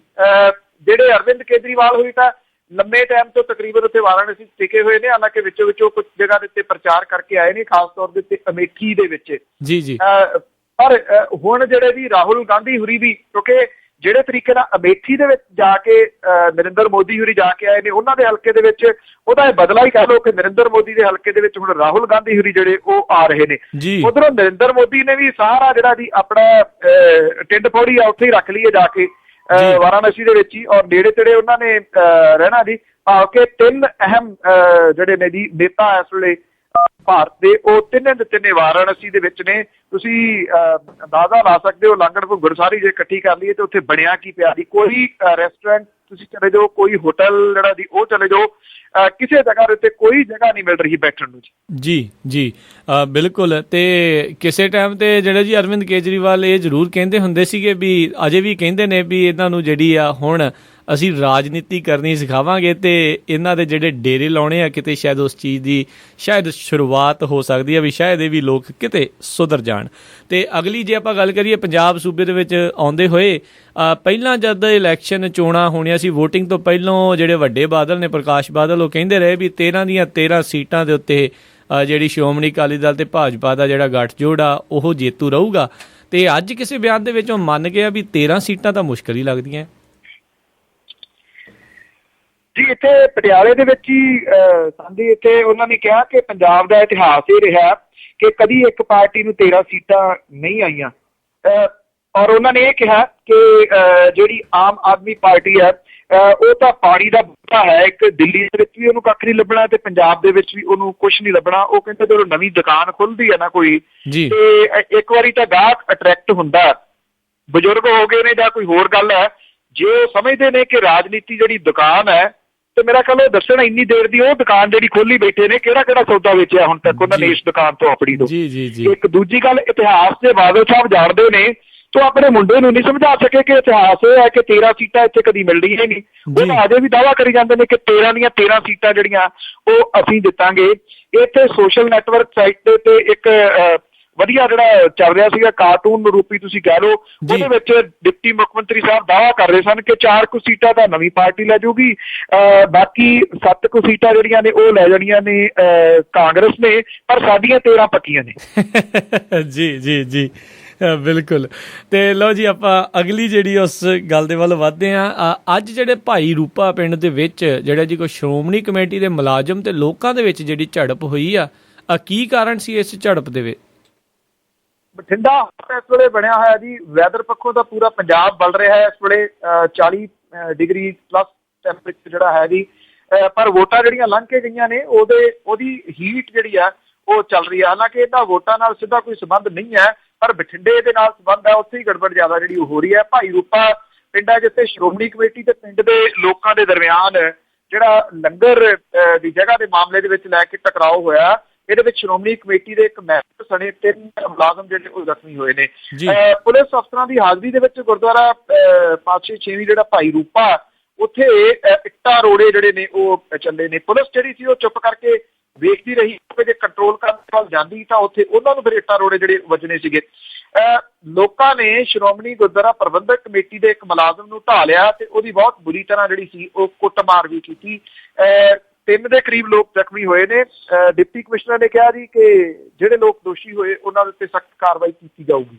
ਜੀ ਤੇ ਆਪਾਂ ਅਗਲੀ ਜੇ ਗੱਲ ਵੱਲ ਵਧੀਏ ਤਾਂ ਪਟਿਆਲੇ ਦੇ ਵਿੱਚ ਜਦ ਡਾਕਟਰ ਧਰਮਵੀਰ ਗਾਂਧੀ ਹੁਣਾਂ ਦੇ ਜਿਹੜਾ ਜੀ ਹੱਕ ਦੇ ਵਿੱਚ ਇੱਕ ਰੈਲੀ ਹੋਣੀ ਸੀ, ਉਸ ਦੇ ਵਿੱਚ ਇੱਕ ਆਮ ਆਦਮੀ ਪਾਰਟੀ ਦਾ ਜਿਹੜਾ ਕਾਰਕੁਨ ਸੀਗਾ ਉਹ ਸਖਤ ਰੂਪ ਦੇ ਵਿੱਚ ਜ਼ਖਮੀ ਹੋ ਗਿਆ ਸੀ ਤੇ ਖਬਰ ਇਹ ਮਿਲ ਰਹੀ ਹੈ ਵੀ ਉਸ ਦਾ ਜਿਹੜਾ ਦੇਹਾਂਤ ਹੋ ਗਿਆ ਆ। ਕੀ ਲੇਟੈਸਟ ਅਪਡੇਟ ਆ ਉਸ ਦੇ ਉੱਤੇ? ਜੀ ਜਿਸ ਦਿਨ ਇਹ ਧਰਨਾ ਰੱਖਿਆ ਗਿਆ ਸੀਗਾ ਇੱਥੇ ਪਟਿਆਲੇ ਦੇ ਵਿੱਚ, ਇਹ ਉਸ ਦਿਨ ਦੀ ਗੱਲ ਹੈ ਜੀ। ਜਿੱਥੇ ਇੱਥੇ ਇੱਕ ਟਾਹਣਾ ਜਿਹੜਾ ਸੀਗਾ ਨਾ ਜੀ ਉਹਦੇ ਉੱਤੇ ਡਿੱਗ ਪਿਆ ਸੀਗਾ ਦਰਖਤ ਦਾ, ਕਿਉਂਕਿ ਉਸ ਦਿਨ ਹਨੇਰੀ ਵਾਹਵਾ ਜਿਹੜੀ ਚੱਲੀ ਸੀਗੀ। ਹਨੇਰੀ ਦੀ ਵਜ੍ਹਾ ਕਰਕੇ ਇਹ ਜਿਹੜਾ ਵਿਅਕਤੀ ਸੀਗਾ ਉਹ ਜ਼ਖਮੀ ਹੋ ਗਿਆ ਸੀਗਾ। ਇੱਥੋਂ ਦਾ ਰਹਿਣ ਵਾਲਾ ਸੀਗਾ ਜੀ, ਪਟਿਆਲੇ ਦਾ ਹੀ। ਉਸ ਦਿਨ ਤੋਂ ਇਹਨੂੰ ਜਿਹੜਾ ਜੀ ਹਸਪੀਟਲ ਦੇ ਵਿੱਚ ਦਾਖਲ ਸੀਗਾ। ਇਹਦੇ ਲੱਕ ਦੇ ਉੱਤੇ ਜਿਹੜੀ ਸੱਟ ਲੱਗੀ ਸੀਗੀ, ਉਹਦੀ ਰੀੜ੍ਹ ਦੀ ਹੱਡੀ ਜਿਹੜੀ ਸੀਗੀ ਉਹ ਡੈਮੇਜ ਹੋ ਗਈ ਸੀ, ਜਿਹਦੀ ਵਜ੍ਹਾ ਕਰਕੇ ਹਾਲਾਂਕਿ ਇਹ ਜਿਹੜੀਆਂ ਖਬਰਾਂ ਸਨ ਨਾ ਜੀ ਪਿਛਲੇ ਚੱਲ ਕਈਆਂ ਦਿਨਾਂ ਤੋਂ ਰਹੀਆਂ ਨੇ, ਪਰ ਇਹ ਫਾਈਂਡ ਆਊਟ ਬਹੁਤ ਘੱਟ ਹੋ ਰਿਹਾ ਸੀਗਾ ਕਿ ਇਹ ਬੰਦਾ ਕੌਣ ਹੈ, ਕਿਹਨੂੰ ਇਹ ਸੱਟ ਲੱਗੀ ਹੈ, ਕਿੱਦਾਂ ਜਿਹੜੀ ਹੈ ਉਹ ਸੱਟ ਲੱਗੀ ਹੈ। ਇਹਦੇ ਵਿੱਚ ਕਿਸੇ ਦਾ ਕੋਈ ਕਸੂਰ ਨਹੀਂ ਸੀਗਾ ਜੀ, ਭਾਵ ਕਿ ਕਿਸੇ ਨੇ ਇਹਨੂੰ ਨਹੀਂ ਸੱਟ ਵਗੈਰਾ ਲਾਈ। ਇਹ ਨੈਚੁਰਲ ਸੱਟ ਜਿਹੜੀ ਹੈ ਜੀ, ਤੁਸੀਂ ਉਹ ਕਹਿ ਸਕਦੇ ਆ ਨੈਚੁਰਲ। ਇਸ ਤਰ੍ਹਾਂ ਕਿ ਟਾਹਣਾ ਜਿਹੜਾ ਟੁੱਟ ਗਿਆ ਉਹ ਇਸ ਬੰਦੇ ਦੇ ਉੱਤੇ, ਨੌਜਵਾਨ ਦੇ ਉੱਤੇ ਜਿਹੜਾ ਸੀਗਾ ਉਹ ਡਿੱਗ ਪਿਆ। ਟਾਹਣਾ ਟੁੱਟਣ ਦੇ ਨਾਲ ਉਹਦੀ ਰੀੜ੍ਹ ਦੀ ਹੱਡੀ ਜਿਹੜੀ ਸੀਗੀ ਜੀ ਉਹ ਟੁੱਟ ਗਈ, ਔਰ ਇਹ ਜਿਹੜੇ ਜ਼ਖਮ ਸੀਗੇ ਇਹਨਾਂ ਦੀ, ਜਿਹੜੇ ਉਹਦੇ ਲਾਗੇ ਰੀੜ੍ਹ ਦੀ ਹੱਡੀ ਦੀ ਜਿਹੜੀ ਸੱਟ ਸੀਗੀ ਉਹਦੀ ਤਾਬ ਨਾ ਚੱਲਦਾ ਹੋਇਆ ਇਹ ਜਿਹੜਾ ਨੌਜਵਾਨ ਸੀਗਾ ਉਹਦਾ ਕੱਲ ਡੈਥ ਉਹਦੀ ਹੋ ਗਈ। ਔਰ ਜਗਸੀਰ ਸਿੰਘ ਇਹਦਾ ਨਾਮ ਸੀਗਾ ਜੀ। ਇਹਦਾ ਪਿੰਡ ਬਿਲਾਸਪੁਰ ਸੀਗਾ ਇੱਥੇ ਪਟਿਆਲੇ ਦੇ ਨੇੜੇ। ਉਹਦਾ ਅੰਤਮ ਸੰਸਕਾਰ ਜਿਹੜਾ ਜੀ ਉਹ ਕਰ ਦਿੱਤਾ ਗਿਆ। ਇਹ sad story, very sad story ਜੀ। ਉਦੋਂ ਉਹ ਗਿਆ ਸੀਗਾ ਗਾਂਧੀ ਹੋਰਾਂ ਦੇ ਹੱਕ ਦੇ ਵਾਸਤੇ, ਪਰ ਉਸ ਬੰਦੇ ਦੀ ਜਾਨ ਚਲੇ ਗਈ ਜੀ। ਕਾਰਨ ਤਾਂ ਕਿਤੇ ਨਾ ਕਿਤੇ ਬਣਿਆ ਨਾ ਜੀ ਉਹੀ ਸਾਰਾ ਕੁਝ। ਜੀ ਬਿਲਕੁਲ ਬਿਲਕੁਲ। ਤੇ ਆਪਾਂ ਜੇ ਆਪਾਂ ਅਗਲੀ ਗੱਲ ਕਰੀਏ ਤੇ ਸੁਪਰੀਮ ਕੋਰਟ ਦਾ ਅੱਜ ਇੱਕ ਨਵਾਂ ਫੈਸਲਾ ਆਇਆ ਆ ਜਿਹੜਾ ਪਾਣੀ ਦੇ ਵਿਵਾਦਾਂ ਨੂੰ ਲੈ ਕੇ ਆ। ਉਸ ਦੇ ਵਿੱਚ ਉਹਨਾਂ ਨੇ ਕਿਹਾ ਵੀ ਜਿਹੜੀ ਵਿਧਾਨ ਪਾਲਿਕਾ ਆ ਉਹ ਨਹੀਂ ਬਦਲ ਸਕੇਗੀ ਅਦਾਲਤੀ ਫੈਸਲੇ। ਇਸ ਦੇ ਉੱਤੇ ਜਿਹੜਾ ਜੀ ਕੀ ਲੇਟੈਸਟ ਹੈਗਾ ਆ, ਕੀ ਕਹਿਣਾ ਚਾਹੁੰਦੀ ਸੁਪਰੀਮ ਕੋਰਟ ਇਸ ਦੇ ਵਿੱਚ, ਤੇ ਕੀ ਜਿਹੜੇ ਪੰਜਾਬ ਦੇ ਪਾਣੀਆਂ ਦੇ ਕੋਈ ਮਸਲੇ ਆ ਉਸ ਦੇ ਉੱਤੇ ਕੋਈ ਇਸ ਦਾ ਅਸਰ ਦਿਖੇਗਾ? 2002 ਦੇ ਵਿੱਚ ਜਿਹੜਾ ਸੁਪਰੀਮ ਕੋਰਟ ਨੇ ਰਾਵੀ ਤੇ ਬਿਆਸ ਦਰਿਆਵਾਂ ਦਾ ਵਾਧੂ ਪਾਣੀ ਜਿਹੜਾ ਜੀ ਉਹ ਹਰਿਆਣਾ ਤੇ ਰਾਜਸਥਾਨ ਨੂੰ ਦੇਣ ਦੇ ਵਾਸਤੇ ਸਤਲੁਜ ਯਮੁਨਾ ਲਿੰਕ ਨਹਿਰ ਪੂਰੀ ਕਰਨ ਦਾ ਹੁਕਮ ਦਿੱਤਾ ਸੀਗਾ। 2004 ਦੇ ਵਿੱਚ ਉਦੋਂ ਦੇ ਮੁੱਖ ਮੰਤਰੀ ਕੈਪਟਨ ਅਮਰਿੰਦਰ ਸਿੰਘ ਹੋਰਾਂ ਨੇ ਇੱਕ ਬੜਾ ਦਲੇਰਾਨਾ ਫੈਸਲਾ ਲਿਆ ਸੀਗਾ। ਉਹਨਾਂ ਨੇ ਪੰਜਾਬ ਦੇ ਪੁਨਰਗਠਨ ਵੇਲੇ ਹੋਏ ਦਰਿਆਵਾਂ ਦੇ ਪਾਣੀਆਂ ਦੀ ਵੰਡ ਬਾਰੇ ਸਮਝੌਤੇ ਨੂੰ ਰੱਦ ਕਰ ਦਿੱਤਾ ਸੀਗਾ। ਮਗਰੋਂ ਇਹ ਮਾਮਲਾ ਰਾਸ਼ਟਰਪਤੀ ਦੇ ਕੋਲ ਚਲੇ ਗਿਆ ਸੀਗਾ, ਜਿਨ੍ਹਾਂ ਨੇ ਇਹਨੂੰ ਸੁਪਰੀਮ ਕੋਰਟ ਕੋਲੇ ਭੇਜ ਦਿੱਤਾ। ਹੁਣ ਚੀਫ ਜਸਟਿਸ RM ਲੋਧਾ ਦੀ ਅਗਵਾਈ ਹੇਠ ਦਾ ਜਿਹੜਾ ਬੈਂਚ ਹੈ ਉਹਨੇ ਕਿਹਾ ਕਿ ਸੁਪਰੀਮ ਕੋਰਟ ਵੱਲੋਂ ਤੱਥਾਂ ਦੇ ਆਧਾਰ ਦੇ ਉੱਤੇ ਕੀਤੇ ਗਏ ਫੈਸਲਿਆਂ ਨੂੰ ਉਲਟਾਉਣ ਦਾ ਸੰਸਦ ਤੇ ਵਿਧਾਨ ਸਭਾਵਾਂ ਦੇ ਕੋਲੇ ਕੋਈ ਅਧਿਕਾਰ ਨਹੀਂ ਹੈ, ਕਿਉਂਕਿ ਅਜਿਹੇ ਫੈਸਲੇ ਅਦਾਲਤ ਵੱਲੋਂ ਸਬੂਤਾਂ ਦੀ ਸਮੁੱਚੀ ਸਮੱਗਰੀ ਦੇ ਮੱਦੇ ਨਜ਼ਰ ਜਿਹੜੇ ਨੇ ਉਹ ਕੀਤੇ ਜਾਂਦੇ ਨੇ। ਆਈ ਥਿੰਕ ਪੰਜਾਬ ਇਸ ਤੋਂ ਪ੍ਰਭਾਵਿਤ ਹੋਊਗਾ। ਇਹ ਨਹੀਂ ਹੈ ਕਿ ਇਹਦੇ ਤੇ ਮੁਕੰਮਲ ਲਾਗੂ ਹੋ ਜਾਊਗਾ, ਪਰ ਜਿਹੜਾ ਰਿਪੇਰੀਅਨ ਕਾਨੂੰਨ ਹੈ ਨਾ ਜੀ ਉਹਦੇ ਮੁਤਾਬਿਕ ਕੋਈ ਵੀ ਜਿਹੜਾ ਸੂਬਾ ਹੈ ਜਿਹੜੀ ਚੀਜ਼ ਉਹਦੇ ਕੋਲੇ ਵਾਧੂ ਆ ਉਹ ਅੱਗੋਂ ਜਿਹੜੀ ਉਹ ਦੇ ਸਕਦਾ ਹੈ। ਬੇਸ਼ੱਕ ਸੁਪਰੀਮ ਕੋਰਟ ਦਾ ਫੈਸਲਾ ਜੇ ਤੁਰੰਤ ਵੇਖੀਏ ਤਾਂ ਇਹਦਾ ਸਿੱਧਾ ਅਸਰ ਜਿਹੜਾ ਪੰਜਾਬ ਦੇ ਪਾਣੀਆਂ ਤੇ ਹੋਣਾ, ਪਰ ਮੁਸ਼ਕਲ ਜਿਹੜੀ ਸਭ ਤੋਂ ਵੱਡੀ ਉਹ ਇਹ ਹੈ ਕਿ ਕੋਈ ਬੰਦਾ ਇਹਨੂੰ ਇਮਾਨਦਾਰੀ ਦੇ ਨਾਲ ਲੜੂਗਾ ਜਿਹੜਾ ਸੱਤਾਧਾਰੀ ਧਿਰ ਜਿਹੜੀ, ਕਿਉਂਕਿ ਕੈਪਟਨ ਅਮਰਿੰਦਰ ਸਿੰਘ ਦੀ ਪਾਰਟੀ ਲੈਵਲ ਤੋਂ ਉੱਪਰ ਉੱਠ ਕੇ ਇਸ ਪੱਖੋਂ ਉਹਨਾਂ ਦੀ ਜ਼ਰੂਰ ਕਰਦਾ ਕਿ ਇਹੋ ਜਿਹਾ ਦਲੇਰਾਨਾ ਫੈਸਲਾ ਲੈਣਾ ਸ਼ਾਇਦ ਕੈਪਟਨ ਅਮਰਿੰਦਰ ਸਿੰਘ ਹੋਰਾਂ ਦੇ ਹਿੱਸੇ ਹੀ ਆਇਆ ਸੀਗਾ ਜੀ, ਜਿਹੋ ਜਿਹਾ ਉਹਨਾਂ ਨੇ ਲਿਆ। ਜੇ ਉਹੋ ਜਿਹੀ ਦਲੇਰੀ ਦੇ ਨਾਲ ਕੋਈ ਕੇਸ ਲੜੇ ਤਾਂ ਏਦਾਂ ਦੀ ਕੋਈ ਗੱਲ ਨਹੀਂ ਹੈ, ਪਰ ਸੁਪਰੀਮ ਕੋਰਟ ਦਾ ਹਾਲੀਆ ਆਇਆ ਜਿਹੜਾ ਫੈਸਲਾ ਜੀ ਇਹ ਹਰਟ ਕਰੂਗਾ ਪੰਜਾਬ ਨੂੰ ਖਾਸ ਤੌਰ ਦੇ ਉੱਤੇ, ਕਿਉਂਕਿ ਪਾਣੀਆਂ ਦੇ ਮਾਮਲੇ ਦੇ ਵਿੱਚ ਪੰਜਾਬ ਜਿਹੜਾ ਜੀ ਉਹਦੇ ਕੋਲੇ ਇੰਨਾ ਹੁਣ ਪਾਣੀ ਨਹੀਂ ਰਿਹਾ ਕਿ ਦੂਜੇ ਸੂਬਿਆਂ ਨੂੰ ਦੇ ਸਕੇ। ਪਾਣੀ ਤਾਂ ਆਪਣੇ ਜੋਗਾ ਹੀ ਨਹੀਂ ਹੈਗਾ, ਆਪਣੇ ਜੋਗਾ ਨਹੀਂ ਹੈਗਾ। ਬਿਲਕੁਲ ਸਹੀ ਗੱਲ ਹੈ ਜੀ। ਤੇ ਅਗਲੀ ਜਿਹੜੀ ਆਪਾਂ ਗੱਲ ਕਰਦੇ ਹਾਂ ਜਿਹੜੀ ਕਿ ਅਹਿਮਦਾਬਾਦ ਤੋਂ ਆ ਰਹੀ ਹੈ, ਜਿਹੜੀ ਇਸ਼ਰਤ ਜਹਾਂ ਤੇ 3 ਹੋਰ ਜਾਣਿਆਂ ਦੇ ਇੱਕ ਝੂਠੇ ਮੁਕਾਬਲੇ ਦਾ ਕੇਸ ਸੀ, ਜਿਸ ਦੇ ਵਿੱਚ ਗੁਜਰਾਤ ਦੇ ਜਿਹੜੇ ਹੈਗੇ ਨੇ ਜੀ ਅਮਿਤ ਸ਼ਾਹ, ਨਰਿੰਦਰ ਮੋਦੀ ਦੇ ਜਿਹੜੇ ਕਰੀਬੀ ਆ, ਉਹਨਾਂ ਦੇ ਉੱਤੇ ਜਿਹੜੇ ਦੋਸ਼ ਸੀਗੇ, ਤੇ ਅੱਜ ਇਹ ਦੱਸਿਆ ਜਾ ਰਿਹਾ ਵੀ CBI ਦੇ ਵੱਲੋਂ ਉਹਨਾਂ ਨੂੰ ਕਲੀਨ ਚਿੱਟ ਮਿਲ ਗਈ ਆ। ਕੀ ਲੇਟੈਸਟ ਹੈ ਇਸ ਦੇ ਉੱਤੇ? ਜੀ ਸਾਬਕਾ ਗ੍ਰਹਿ ਮੰਤਰੀ ਨੇ ਉਹ ਗੁਜਰਾਤ ਦੇ ਅਮਿਤ ਸ਼ਾਹ 2004 ਦੇ ਵਿੱਚ ਜਿਹੜੀ ਇਸ਼ਰਤ ਜਹਾਂ ਸੀਗੀ ਉਹ ਤੇ 3 ਹੋਰਾਂ ਨੂੰ ਜਿਹੜਾ ਕਥਿਤ ਰੂਪ ਦੇ ਵਿੱਚ ਝੂਠਾ ਮੁਕਾਬਲਾ ਸੀਗਾ ਜੀ, ਉਸ ਮਾਮਲੇ ਦੇ ਵਿੱਚ CBI ਨੇ ਕਲੀਨ ਚਿੱਟ ਦੇ ਦਿੱਤੀ ਆ। ਉਹਨੇ ਕਿਹਾ ਸਬੂਤਾਂ ਦੀ ਘਾਟ ਦੀ ਵਜ੍ਹਾ ਕਰਕੇ, ਉਹਨੇ ਕਿਹਾ ਕਿ ਅਮਿਤ ਸ਼ਾਹ ਦੇ ਲੋੜੀਂਦੇ ਸਬੂਤ ਨਹੀਂ ਮਿਲੇ, ਜਿਹਦੇ ਕਰਕੇ ਉਹਨਾਂ ਦਾ ਨਾਮ ਚਾਰਜ ਸ਼ੀਟ ਦੇ ਵਿੱਚ ਨਹੀਂ ਹੈ, ਨਾ FIR ਦੇ ਵਿੱਚ ਜਿਹੜਾ ਜੀ ਇਹ ਹੈ। ਨਰਿੰਦਰ ਮੋਦੀ ਦੇ ਉਹ ਖਾਸਮ ਖਾਸ ਨੇ ਤੇ ਚੋਣਾਂ ਦੇ ਮੌਕੇ ਦੇ ਉੱਤੇ ਉਹਦੇ ਵਾਸਤੇ ਰਾਹਤ ਵਾਲੀ ਖਬਰ ਹੈ ਜੀ। ਬਿਲਕੁਲ। ਅਤੇ ਅਗਲੀ ਜਿਹੜੀ ਆ ਗੱਲ ਕਰਦੇ ਆ ਮੋਦੀ ਹੁਣਾਂ ਦੇ ਨਾਲ ਹੀ ਸੰਬੰਧਿਤ ਆ, ਇੱਕ ਕਾਂਗਰਸ ਦੇ ਜਿਹੜੇ ਆਗੂ ਨੇ ਰਾਸ਼ਿਦ ਅਲਵੀ, ਉਹਨਾਂ ਨੇ ਮੋਦੀ ਨੂੰ ਇੱਕ ਚਿੱਠੀ ਲਿਖੀ ਆ ਤੇ ਉਸ ਦੇ ਵਿੱਚ ਉਹਨਾਂ ਨੂੰ ਇਹ ਕਿਹਾ ਵੀ ਤੁਸੀਂ ਆਪ ਤਾਂ ਜਹਾਜ਼ਾਂ 'ਚ ਘੁੰਮ ਰਹੇ ਹੋ ਤੇ ਤੁਹਾਡੀ ਮਾਂ ਜਿਹੜੀ ਆਟੋ ਰਿਕਸ਼ੇ ਦੇ ਵਿੱਚ ਵੋਟ ਪਾਉਣ ਲਈ ਜਾ ਰਹੀ ਆ, ਤੇ ਨਾਲ ਉਹਨਾਂ ਨੇ ਇਹ ਵੀ ਉਹਨਾਂ ਨੂੰ ਕਹਿਤਾ ਵੀ ਜੇ ਤੁਸੀਂ ਆਪ ਧਿਆਨ ਨਹੀਂ ਰੱਖ ਸਕਦੇ ਤੇ ਮੈਂ ਧਿਆਨ ਰੱਖਾਂ। ਤੁਹਾਡੀ ਕੀ ਟਿੱਪਣੀ ਹੈ ਇਸ ਦੇ ਉੱਤੇ?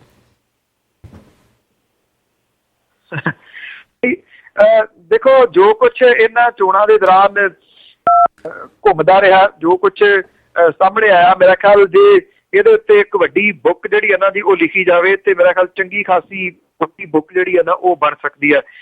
ਇਹਨਾਂ ਲੀਡਰਾਂ ਦੇ ਬਿਆਨ ਤੇ ਉਹਨਾਂ ਦੇ ਬਿਆਨਾਂ ਦੇ ਮਗਰਲੀ ਅਸਲੀਅਤ ਜੀ ਜਿਹੜੀ ਹੈ ਜੀ, ਜੇ ਇਸ ਤਰ੍ਹਾਂ ਦੇ ਕਿਤੇ ਬਣ ਜੇ ਤਾਂ ਬੜੀ ਕਮਾਲ ਦੀ ਉਹ ਜਿਹੜੀ ਕਿਤਾਬ ਹੈ ਨਾ ਜੀ ਉਹ ਬਣੇ। ਉਹਦੇ 'ਚ ਚਿੱਠੀਆਂ ਵੀ ਸ਼ਾਮਲ ਕਰ ਲਈਆਂ ਜਾਣ, ਉਹਦੇ 'ਚ ਬੇਲਗਾਮ ਦੇਵ ਵੀ ਸ਼ਾਮਲ ਕਰ ਲਿਆ ਜਾਵੇ, ਉਹਦੇ 'ਚ ਨਰਿੰਦਰ ਮੋਦੀ ਵੀ ਸ਼ਾਮਲ ਕਰ ਲਿਆ ਜਾਵੇ, ਉਹਦੇ 'ਚ ਕੈਪਟਨ ਅਮਰਿੰਦਰ ਸਿੰਘ ਵੀ ਸ਼ਾਮਲ ਕਰ ਲਿਆ ਜਾਵੇ ਤੇ ਮੁੱਖ ਪੰਨੇ ਤੇ ਫੋਟੋ ਬਿਕਰਮ ਸਿੰਘ ਮਜੀਠੀਆ ਹੋਰਾਂ ਦੀ ਹੋਵੇ। ਚੰਗੀ ਇੰਟਰਸਟਿੰਗ ਕਿਤਾਬ ਜਿਹੜੀ ਇਹਨਾਂ ਦੀ ਉਹ ਬਣ ਸਕਦੀ ਹੈ। ਇਹ ਲੀਡਰ ਜਿਹੜੇ ਨੇ ਨਾ, ਇੱਕ ਫਿਲਮ ਆਈ ਸੀ ਕਾਫੀ ਦੇਰ ਪਹਿਲਾਂ, ਮੇਰਾ ਖਿਆਲ ਉਹ ਅਸਰਾਨੀ ਹੋਰਾਂ ਦੀ ਸੀ, ਹਮ ਨਹੀਂ ਸੁਧਰੇਂਗੇ।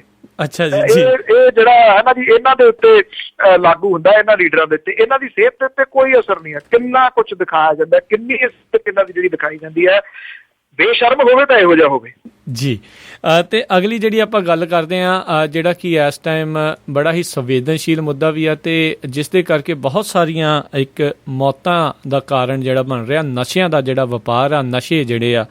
ਤੇ ਇੱਕ ਜਿਹੜੀ ਖਬਰ ਜਿਹੜੀ ਆ ਟੋਰਾਂਟੋ ਤੋਂ ਵੀ ਆ ਰਹੀ ਸੀ, ਜਿਸ ਦੇ ਵਿੱਚ ਇੱਕ ਪੰਜਾਬੀ ਮੁੰਡੇ ਦੀ ਮੌਤ ਦੀ ਖਬਰ ਆ ਰਹੀ ਹੈ। ਕੀ ਆ ਉਸ ਦੇ ਉੱਤੇ ਲੇਟੈਸਟ ਅਪਡੇਟ ਤੇ ਕੌਣ ਸੀਗਾ ਉਹ ਮੁੰਡਾ?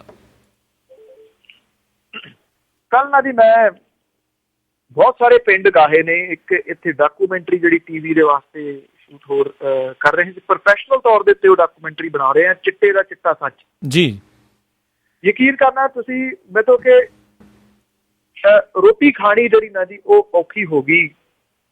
ਉਹ ਹਾਲਾਤ ਦੇਖ ਕੇ, ਪਿੰਡਾਂ ਦੇ ਪੇਰੈਂਟਸ ਦੇ ਜਿਹੜੇ ਹਾਲਾਤ ਦੇਖ ਕੇ, ਗੱਲ ਜਿਹੜੀ ਉਹ ਵਿਧਵਾ ਦੀ ਬਸਤੀ ਵਾਲੀ ਕਰਦਾ ਹੁੰਦਾ। ਇੱਕ ਉਸ ਮਾਂ ਨੂੰ ਵੀ ਮੈਂ ਮਿਲਿਆ ਜਿਹੜੀ ਕਹਿੰਦੀ ਉਹਦਾ ਘਰ ਵਾਲਾ ਪਹਿਲਾਂ ਚਿੱਟੇ ਦੀ ਭੇਟ ਚੜ੍ਹ ਗਿਆ, 10 ਸਾਲ ਪਹਿਲਾਂ ਔਖੀ ਹੋ ਕੇ ਪੁੱਤ ਪਾਲਿਆ ਉਹਨੇ ਦਿਹਾੜੀ ਦੱਪਾ ਕਰਕੇ, ਪੁੱਤ ਵੀ ਇਸ ਚਿੱਟੇ ਦੀ ਭੇਟ ਚੜ੍ਹ ਗਿਆ। ਹੁਣ ਉਹ ਔਰਤ ਹੈ, ਜਿਹੜਾ ਉਹਦਾ ਪੁੱਤ ਮਰ ਗਿਆ, ਛੇਤੀ ਵਿਆਹ ਤਾਂ ਸੀ, ਉਹਦੀ ਘਰ ਵਾਲੀ ਤੇ ਇੱਕ ਅੱਗੋਂ ਉਹਦੀ ਬੱਚੀ ਜੀ, 3 ਜਾਣੀਆਂ ਨੇ ਉਹ। ਇਹ ਇੱਕ ਪਿੰਡ ਦੀ, ਇੱਕ ਘਰ ਦੀ ਕਹਾਣੀ ਨਹੀਂ ਹੈ ਜੀ, ਇਹ ਘਰ ਘਰ ਦੀ ਕਹਾਣੀ ਹੈ। ਉਦੋਂ ਵੀ ਉੱਪਰਲੀ ਜਿਹੜੀ ਫਿਕਰਮੰਦੀ ਵਾਲੀ ਗੱਲ ਇਹ ਹੈ ਕਿ ਅਸੀਂ ਪੰਜਾਬ ਦੀ ਸਥਿਤੀ ਦੀ ਤਾਂ ਗੱਲ ਕਰ ਲੈਂਦੇ ਹਾਂ, ਵਿਦੇਸ਼ਾਂ ਦੇ ਵਿੱਚ ਕੀ ਕੁਛ ਹੋ ਰਿਹਾ, ਕੈਨੇਡਾ ਦੇ ਵਿੱਚ ਕੀ ਕੁਛ ਹੋ ਰਿਹਾ, ਇਹਦੀ ਗੱਲ ਜਿਹੜੀ ਹੈ ਨਾ ਜੀ ਉਹ ਅਜੇ ਵੀ ਮਾਪੇ ਇੰਨੀ ਨਹੀਂ ਕਰਨ ਲੱਗੇ। ਹਾਂ ਇੰਨਾ ਜ਼ਰੂਰ ਹੈ, ਹੁਣ ਕੁਛ ਫਰਕ ਪੈ ਰਿਹਾ, ਪੇਰੈਂਟਸ ਜਿਹੜੇ ਨੇ ਉਹ ਸੋਚਣ ਲੱਗੇ ਨੇ, ਉਹਨਾਂ ਦੀ ਫਿਕਰਮੰਦੀ ਜਿਹੜੀ ਹੈ ਜੀ ਉਹ ਦੀਦੀ ਹੈ, ਸ਼ਰੇਆਮ ਦੀਦੀ ਹੈ। ਪਰ ਮੁਸ਼ਕਲ ਇਹ ਹੈ ਕਿ ਜਿਹੜੇ ਲੋਕ ਇਸ ਡਰੱਗ ਤੋਂ ਮੋਟਾ ਪੈਸਾ ਬਣਾਈ ਬੈਠੇ ਨੇ, ਉਹਨਾਂ ਦਾ ਮੁਕਾਬਲਾ ਜਿਹੜਾ ਉਹ ਕਿਵੇਂ ਕੀਤਾ ਜਾਵੇ। ਉਹ ਡਾਢੇ ਨੇ, ਤੋਂ ਤਕੜੇ ਦਾ 37 ਵੀ ਹੀ 100 ਹੁੰਦਾ, ਇਹੋ ਜਿਹੀ ਗੱਲ ਕੋਈ ਬਣੀ ਹੋਈ ਹੈ।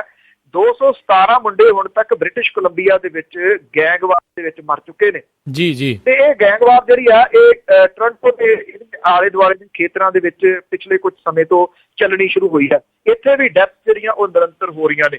ਹੁਣ ਇੱਕ ਮੁੰਡਾ ਜਿਹੜਾ ਮਾਰਿਆ, ਇਹਦੇ ਭਰਾ ਨੇ ਪਹਿਲਾਂ ਮੋਗੇ ਤੋਂ ਇਹ ਬਿਆਨ ਦਿੱਤਾ ਸੀਗਾ ਕਿ ਉਹਦੇ ਭਰਾ ਦੀ ਸ਼ੱਕੀ ਹਾਲਾਤਾਂ ਦੇ ਵਿੱਚ ਮੌਤ ਜਿਹੜੀ ਆ ਉਹ ਹੋਈ ਹੈ ਜੀ। ਹੁਣ ਇਹ ਪਤਾ ਲੱਗਾ ਕਿ ਵੁੱਡਬ੍ਰਿਜ ਦੇ ਇਲਾਕੇ ਦੇ ਵਿੱਚ ਕਤਲ ਕੀਤਾ ਗਿਆ ਇਹ 41 ਸਾਲਾਂ ਦਾ ਰਿਤੇਸ਼ ਠਾਕੁਰ, ਉਹ ਡਰੱਗ ਦੇ ਧੰਦੇ ਦੇ ਨਾਲ ਜੁੜਿਆ ਹੋਇਆ।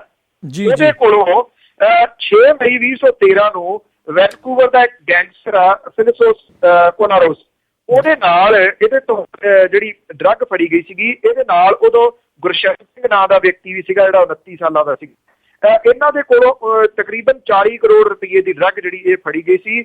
ਇਹਦਾ ਪਾਸਪੋਰਟ ਇਸ ਵੇਲੇ ਜ਼ਬਤ ਕੀਤਾ ਹੋਇਆ ਸੀਗਾ, ਅਦਾਲਤ ਨੇ ਜ਼ਮਾਨਤ ਦੇ ਉੱਤੇ ਬਾਹਰ ਸੀਗਾ। ਇਹਨੂੰ ਡਰੱਗੀਆਂ ਦੀ ਗੈਂਗਵਾਰ ਦਾ ਨਤੀਜਾ ਜਿਹੜਾ ਜੀ ਉਹ ਕਿਹਾ ਜਾ ਰਿਹਾ ਹੈ। ਜਾਂ ਤਾਂ ਜਦੋਂ ਫੜਿਆ ਗਿਆ ਸੀ ਇਹ ਪੁਲਿਸ ਦੇ ਕੋਲੇ ਇਹਨੇ ਕੋਈ ਨਾ ਕੋਈ ਨਾਮ ਜਿਹੜਾ ਜੀ ਉਹ ਬੋਲ ਦਿੱਤਾ, ਜਿਹਦੀ ਵਜ੍ਹਾ ਕਰਕੇ ਇਹ ਸਾਰਾ ਕੁਝ ਜਿਹੜਾ ਜੀ ਹੋਇਆ। ਬੜੀ ਫਿਕਰ ਵਾਲੀ ਗੱਲ ਹੈ ਜੀ ਕਿ 217 ਦਾ ਅੰਕੜਾ ਬਹੁਤ ਵੱਡਾ ਹੁੰਦਾ। ਮੈਂ ਸਮਝਦਾ 217 ਘਰ ਉਜੜੇ ਜੀ। ਔਰ ਟੋਰਾਂਟੋ ਵਾਲੀ ਸਾਈਡ ਦੇ ਉੱਤੇ ਬਰੈਂਪਟਨ ਏਰੀਆ ਜਿਹੜਾ ਜੀ ਉਸ ਪਾਸੇ ਇਹ ਉਜੜਨ ਵੱਲ ਨੂੰ ਕਹਾਣੀ ਜਿਹੜੀ ਹੈ ਜੀ ਉਹ ਸਟਾਰਟ ਹੋ ਗਈ ਆ। ਮੇਰੀ ਇੱਕੋ ਹੀ ਬੇਨਤੀ ਹੈ ਜੀ, ਮੈਂ ਬਾਰ-ਬਾਰ ਇੱਕੋ ਹੀ ਗੱਲ ਕਹਿਣਾ ਕਿ ਹੋਊ ਪਰੇ ਵਾਲੀ ਪ੍ਰਵਿਰਤੀ ਨਾ ਅਪਣਾਓ, ਹੋਊ ਪਰੇ ਵਾਲੀ ਪ੍ਰਵਿਰਤੀ ਤੋਂ ਖਹਿੜਾ ਛਡਾਓ। ਪੰਜਾਬ ਦੇ ਵਿੱਚ ਇਹ ਸਾਰਾ ਕੁਝ ਹੋਇਆ ਸੀ, ਪੰਜਾਬ ਉੱਜੜ ਗਿਆ, ਸਾਡੀ ਇੱਕ ਜਨਰੇਸ਼ਨ ਖਤਮ ਹੋ ਗਈ। ਜਿਹੜੀ ਸਭ ਤੋਂ ਗੰਭੀਰ ਗੱਲ ਮੈਂ ਪਿੰਡਾਂ ਦੇ ਵਿੱਚ ਜਿਹੜੀ ਕੱਲ ਦੇਖੀ ਨਾ ਜੀ ਉਹ ਇਹ ਸੀ, ਜਿਹਦਾ ਕਿਤੇ ਚਰਚਾ ਨਹੀਂ ਹੋ ਰਿਹਾ ਕਿ ਇਹ ਜਿਹੜੇ ਨਸ਼ਾ ਕਰਨ ਵਾਲੇ ਨੇ ਇਹ ਇੱਕੋ ਸੂਈ ਦੇ ਨਾਲ 10-10 ਜਾਣੇ ਲਾਈ ਜਾਂਦੇ ਨੇ। ਏਡਜ਼ ਦੀ ਬਿਮਾਰੀ ਬੜੇ ਵੱਡੇ ਪੱਧਰ ਦੇ ਉੱਤੇ ਇਹਨਾਂ ਸਰਹੱਦੀ ਖੇਤਰਾਂ ਦੇ ਵਿੱਚ ਫੈਲ ਰਹੀ ਹੈ। ਕਿਤੇ ਨਾ ਕਿਤੇ ਸਰੀਰਕ ਸੰਬੰਧ ਵੀ ਬਣਾਉਂਦੇ ਨੇ, ਅੱਗੋਂ ਉਹਨਾਂ ਦੇ ਵਿੱਚ ਜਿਹੜੀ ਜੀ ਉਹ ਆ ਰਹੀ ਹੈ। ਇਹ ਮੈਂ ਸਮਝਦਾ ਜੀ ਕਿ ਪੰਜਾਬ ਤਬਾਹੀ ਦੇ ਕੰਢੇ ਦੇ ਉੱਤੇ ਖੜਾ, ਤਕਰੀਬਨ ਤਬਾਹੀ ਵੱਲ ਨੂੰ ਬੜੀ ਤੇਜ਼ੀ ਨਾਲ ਵੱਧ ਰਿਹਾ। ਇਸੇ ਤਰੀਕੇ ਦੇ ਨਾਲ ਪੇਰੈਂਟਸ ਜਿਹੜੇ ਨਾ ਉਹ ਉੱਠ ਕੇ ਖੜੇ ਹੋ ਜਾਣ, ਵਿਦੇਸ਼ਾਂ ਦੇ ਵਿੱਚੋਂ ਇਹਨੂੰ ਰੋਕ ਲਓ, ਨਹੀਂ ਤਾਂ ਇਹ ਦੈਂਤ ਤੁਹਾਡੇ ਬੂਹੇ ਮੂਹਰੇ ਆ ਗਏ ਜੀ।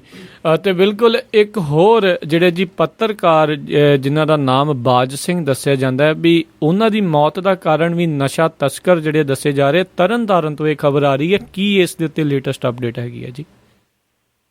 ਜੀ ਇਹ ਦੱਸਿਆ ਜਾਂਦਾ ਹੈ ਕਿ ਜਿਹੜਾ ਪੱਤਰਕਾਰ ਬਾਜ ਸਿੰਘ ਹੈ ਜੀ ਉਹਦੇ ਮੋਟਰਸਾਈਕਲ ਦੇ ਉੱਤੇ ਇੱਕ ਕਾਰ ਵਾਲੇ ਨੇ ਕਾਰ ਜਿਹੜੀ ਚੜਾਤੀ, ਉਹਦੀ ਮੌਤ ਜਿਹੜੀ ਹੋ ਗਈ।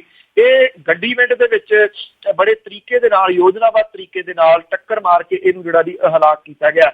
ਇਹ ਪਤਾ ਲੱਗਾ ਕਿ ਜਿਹੜਾ ਬਾਜ ਸਿੰਘ ਹੈ ਜੀ ਉਹ ਅਕਸਰ ਇਹਨਾਂ ਜਿਹੜੇ ਬਲੈਕੀਏ ਨੇ, ਜਿਹੜੇ ਸਮਗਲਰ ਨੇ, ਉਹਨਾਂ ਦੇ ਖੁਲਾਸੇ ਜਿਹੜੇ ਆ ਉਹ ਅਖਬਾਰ ਦੇ ਵਿੱਚ ਕਰਦਾ ਰਹਿੰਦਾ ਸੀਗਾ, ਜਿਹਦੀ ਵਜ੍ਹਾ ਕਰਕੇ ਉਹਨੂੰ ਇਹ ਮੌਤ ਦੇ ਮੂੰਹ ਦੇ ਵਿੱਚ ਜਿਹੜਾ ਜੀ ਉਹ ਪੈਣਾ ਪਿਆ। ਘੱਟ ਤਾਂ ਇਹ ਕਰਦੇ ਨਹੀਂ ਜੀ ਜਿਹੜੇ ਸਮਗਲਰ ਨੇ, ਉਹਨਾਂ ਦੇ ਵਾਸਤੇ ਕਿਸੇ ਦੀ ਜਾਨ ਦੀ ਕੋਈ ਕੀਮਤ ਨਹੀਂ ਹੈ ਜੀ। ਸਿਰਫ ਤੇ ਸਿਰਫ ਉਹਨਾਂ ਨੂੰ ਆਪਣੇ ਚਿੱਟੇ ਦੇ ਨਾਲ ਹੀ ਜਿਹੜਾ ਮਤਲਬ ਹੈਗਾ ਆ। ਤੇ ਸਰੋਤਿਓ ਤੇ ਬਲਤੇਜ ਜੀ ਆਪਾਂ ਇੱਥੇ ਇੱਕ ਛੋਟੀ ਜੀ ਬ੍ਰੇਕ ਲਵਾਂਗੇ ਤੇ ਆਪਾਂ ਸਰੋਤਿਆਂ ਨੂੰ ਵੀ ਜਿਹੜਾ ਜੀ ਸੱਦਾ ਦਿੰਦੇ ਹਾਂ ਵੀ ਜੇ ਤੁਹਾਡੇ ਕੋਲ ਵੀ ਕੋਈ ਸਵਾਲ ਹੈਗਾ ਬਲਤੇਜ ਪੰਨੂ ਜੀ ਦੇ ਲਈ ਤਾਂ ਉਹ ਜ਼ਰੂਰ ਤੁਸੀਂ ਕਰ ਸਕਦੇ ਹੋ, ਸਟੂਡੀਓ 'ਚ ਕਾਲ ਕਰ ਸਕਦੇ ਹੋ। ਹੁਣ ਨੰਬਰ 408 272 5200 4082725200 ਦੇ ਉੱਤੇ। ਤੇ ਬਲਤੇਜ ਜੀ ਆਪਾਂ ਮਿਲਦੇ ਹਾਂ ਆਪਣੇ ਸਰੋਤਿਆਂ ਨੂੰ ਇੱਕ ਛੋਟੀ ਜੀ ਬ੍ਰੇਕ ਤੋਂ ਬਾਅਦ 'ਚ।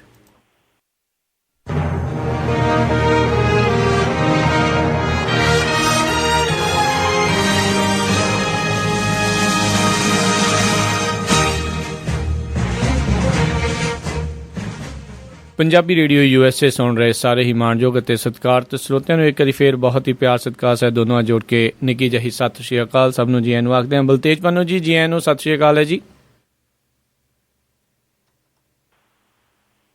ਬਲਤੇਜ ਪੰਨੂ ਜੀ ਜੀ ਆਇਆਂ ਨੂੰ। ਜੀ ਧੰਨਵਾਦ ਜੀ, ਇੱਕ ਵਾਰੀ ਫੇਰ ਤੁਹਾਡਾ ਬਹੁਤ ਮਿਹਰਬਾਨੀ।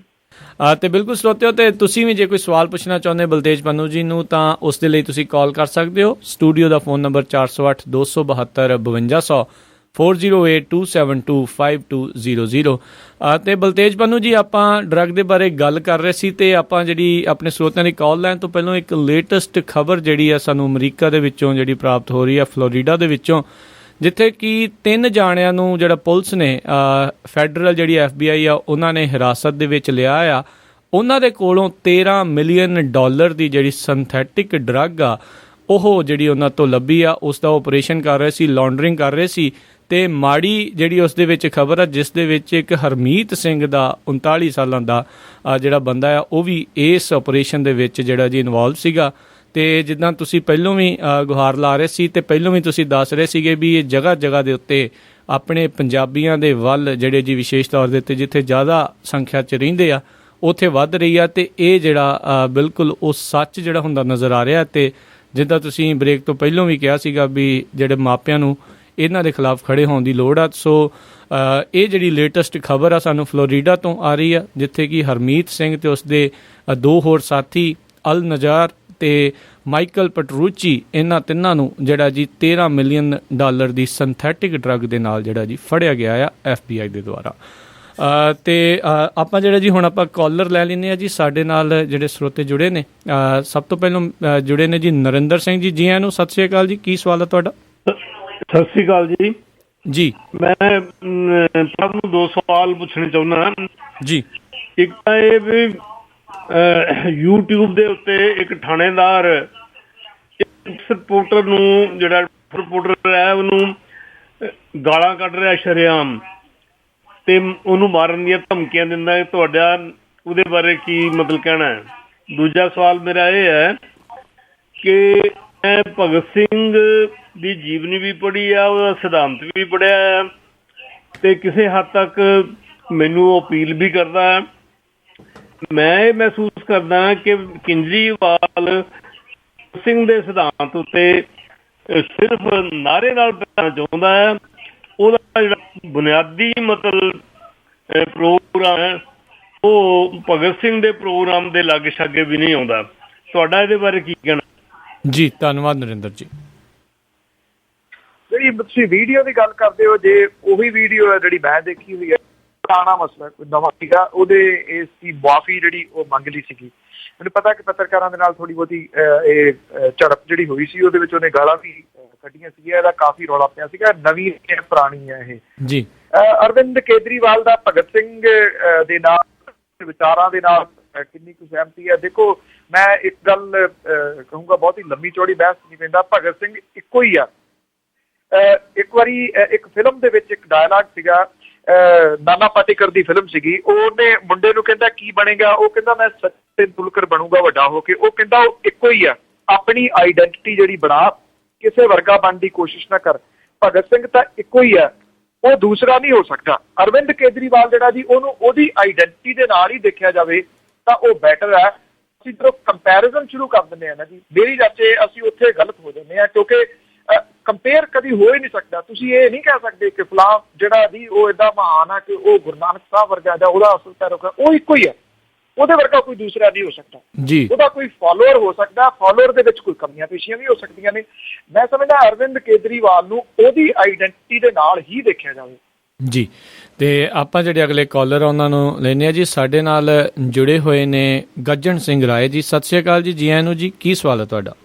ਸਤਿ ਸ੍ਰੀ ਅਕਾਲ ਜੀ। ਮੈਂ ਪੰਨੂ ਸਾਹਿਬ ਨੂੰ ਪੁੱਛਣਾ ਸੀ ਜੀ, ਵੀ ਪੰਨੂ ਸਾਹਿਬ ਇਹ ਦੱਸਣਾ ਵੀ ਇਹਨੇ ਸਾਬਕਾ ਫੌਜੀਆਂ ਦੇ 1 ਰੈਂਕ 1 ਪੈਨਸ਼ਨ ਦਾ ਅਨਾਉਂਸ ਕੀਤਾ ਸੀ, ਉਹਦੇ ਬਾਰੇ ਕੁਝ ਹੈ ਜਾਂ ਕਿ ਇਹ ਨਹੀਂ ਲਾਰਾ ਦਾ ਆਇਆ ਜੀ? ਜੀ ਇਹ ਲਾਗੂ ਹੋ ਗਿਆ ਜੀ ਉਹਨੂੰ, ਕਿਉਂਕਿ ਇਹ ਬੜਾ ਲੰਬਾ ਚੌੜਾ ਚੱਕਰ ਹੈ ਜੀ, ਜਿਹੜਾ 1 ਰੈਂਕ ਵਾਲਾ, ਜਿਹੜਾ 1 ਪੈਨਸ਼ਨ ਵਾਲਾ। ਕਿਉਂਕਿ ਜੇ ਮੇਰਾ ਖਿਆਲ ਡਿਟੇਲ ਜਾਣਦੇ ਹੀ ਹੋਣਗੇ ਬਹੁਤੇ ਸਰੋਤੇ, ਮੈਂ 1 ਮਿੰਟ ਦੇ ਵਿੱਚ ਦੱਸਦਾ ਕਿ ਜਿਹੜੀ ਜਦੋਂ ਅੱਜ ਤੋਂ ਜਿਹੜੇ ਕਈ ਸਾਲ ਪਹਿਲਾਂ ਰਿਟਾਇਰ ਹੋਏ ਸੀ, ਉਦੋਂ ਤੇ ਹੁਣ ਦੇ ਵਿੱਚ ਜਿਹੜੀ ਮਹਿੰਗਾਈ ਹੋ ਗਈ, ਜਿਹੜੇ ਹੁਣ ਰਿਟਾਇਰ ਹੋ ਰਹੇ ਨੇ ਉਹਨਾਂ ਦੀ ਕੀ ਪੈਨਸ਼ਨ ਹੈ, ਪਹਿਲਾਂ ਦੀ ਕੀ ਪੈਨਸ਼ਨ ਹੈ, ਇਹਨੂੰ ਇੱਕ ਕਰਨ ਦੇ ਵਾਸਤੇ ਇਹ ਸਾਰਾ ਕੁਝ ਜਿਹੜਾ ਵੀ ਚੱਲ ਰਿਹਾ ਹੈ। ਕਿਉਂਕਿ ਪਾਸ ਹੋ ਗਿਆ ਹੋਇਆ ਜੀ, ਨੋਟੀਫਿਕੇਸ਼ਨ ਇਹਦਾ ਜਾਰੀ ਹੋ ਗਿਆ ਹੋਇਆ, ਇਸ ਕਰਕੇ ਲਾਗੂ ਹੋਣ ਦੇ ਵਿੱਚ ਸਮਾਂ ਤਾਂ ਲੱਗ ਸਕਦਾ ਜੀ, ਪਰ ਹੁਣ ਇਹ ਵਾਪਸ ਨਹੀਂ ਹੋਊਗਾ। ਭਾਵ ਕਿ ਇਹ ਨਹੀਂ ਹੋ ਸਕਦਾ ਕਿ ਲਾਗੂ ਨਾ ਹੋਵੇ, ਲਾਰਾ ਨਹੀਂ ਹੈ, ਇਹ ਬਕਾਇਦਾ ਤੌਰ ਦੇ ਉੱਤੇ ਹੋ ਗਿਆ ਹੈ ਜੀ। ਤੇ ਆਪਾਂ ਅਗਲੇ ਕਾਲਰ ਉਹਨਾਂ ਨਾਲ ਗੱਲ ਕਰਦੇ ਹਾਂ। ਸਾਡੇ ਨਾਲ ਜੁੜੇ ਨੇ ਕਸ਼ਮੀਰ ਸਿੰਘ ਝੁੱਟੀ ਜੀ। ਸਤਿ ਸ਼੍ਰੀ ਅਕਾਲ ਜੀ ਆਇਆਂ ਨੂੰ ਜੀ। ਕੀ ਸਵਾਲ ਹੈ ਜੀ ਤੁਹਾਡਾ? ਪੰਨੂ ਜੀ ਸਤਿ ਸ਼੍ਰੀ ਅਕਾਲ, ਮੈਂ ਝੂਟੀ ਬੋਲਦਾ ਜੀ, ਯੂਵਾ ਸਿਟੀ ਤੋਂ। ਪੰਨੂ ਜੀ ਗੱਲ ਇਸ ਤਰ੍ਹਾਂ ਆ, ਤੁਸੀਂ ਨਸ਼ਿਆਂ ਦੀ ਗੱਲ ਕਰਦੇ ਪਏ ਆ। ਦੇਖੋ, ਪ੍ਰੈਜ਼ੈਂਟ ਗਵਰਨਮੈਂਟ ਜਾਂ ਕੱਲ ਨੂੰ ਕਾਂਗਰਸੀ ਗਵਰਨਮੈਂਟ ਆ ਜਾਏ, ਇਹਨਾਂ ਦੇ ਤਾਂ ਬਸ ਦੀ ਗੱਲ ਨਹੀਂ ਰਹੀ। ਇਹਨਾਂ ਨੇ ਤਾਂ ਅੱਜ ਤੱਕ ਇਹੋ ਨਸ਼ੇ ਕੰਮ ਕਰਵਾਏ ਆ। ਤੇ ਕੀ ਤੁਹਾਡੇ ਵਿਚਾਰ ਦੇ ਨਾਲ ਸਾਡੇ ਪੰਜਾਬ ਦੇ ਵਿੱਚ ਜਿਸ ਤਰ੍ਹਾਂ ਹੁਣ ਆਮ ਪਾਰਟੀ ਆ ਗਈ ਆ, ਕਿ ਆਮ ਲੋਕਾਂ ਦੇ ਦਿਲ 'ਚ ਇਹੋ ਜਿਹੇ ਵਿਚਾਰ ਬਣਦਾ ਪਿਆ ਵੀ 2017 ਦੇ ਵਿੱਚ ਗਵਰਨਮੈਂਟ ਬਣਾਉਣ ਦੇ ਕਾਬਲ ਹੋ ਜਾਣਗੇ ਜਾਂ ਨਹੀਂ? ਜੇ ਹੋ ਜਾਣਗੇ ਤਾਂ ਇਹੋ ਹੀ ਹੱਲ ਹੈ। ਜੇ ਇੱਥੇ ਮਤਲਬ ਆਮ ਪਾਰਟੀ ਆ ਜਾਏ ਤਾਂ ਇੱਥੋਂ ਨਸ਼ਾ ਇਹ ਬੰਦ ਡੈਫੀਨਿਟਲੀ ਕਰ ਦੇਣਗੇ। ਉਹਦਾ ਬਾਹਰ ਵੀ ਅਸਰ ਪਊਗਾ, ਬਾਹਰ ਵੀ ਸਾਡੇ ਮੁੰਡੇ ਜਿਹੜੇ ਇਸ ਪਾਸੇ ਜਾਂਦੇ ਪਏ ਜਾਂ ਤੁਹਾਡੇ ਪੰਜਾਬ ਨਾਲ ਸੰਬੰਧਿਤ ਨਸ਼ਾ ਉੱਥੋਂ ਲਿਆਉਂਦੇ ਆ, ਉਹਨਾਂ ਤੇ ਵੀ ਠੱਲ ਪਊਗੀ। ਕੀ ਤੁਹਾਡਾ ਵਿਚਾਰ ਹੈ ਵੀ 2017 ਦਾ ਪੱਕਾ ਬਣ ਰਿਹਾ ਪ੍ਰੋਗਰਾਮ ਵੀ ਆਮ ਪਾਰਟੀ ਪੰਜਾਬ ਦੇ ਵਿੱਚ ਗਵਰਨਮੈਂਟ ਬਣਾ ਲਏਗੀ? ਜੀ 17 ਬਹੁਤ ਦੂਰ ਵਾਲੀ ਗੱਲ ਹੈ ਜੀ, ਅਜੇ ਤਾਂ 16 ਦੂਰ ਲੱਗਦੀ ਪਈ ਆ। ਕਿ 16 ਬਹੁਤਿਆਂ ਨੂੰ ਤਾਂ ਉਹ ਉਡੀਕ ਨਹੀਂ ਹੋ ਰਹੀ ਕਿ ਕਦੋਂ 16 ਆਉਣੀ ਆ, ਪਹਿਲਾਂ 16 ਲਾ ਲੈਣ ਦਿਓ। 17 ਵਾਲੀ ਗੱਲ ਆਪਾਂ ਬਾਅਦ ਚ ਕਰਾਂਗੇ।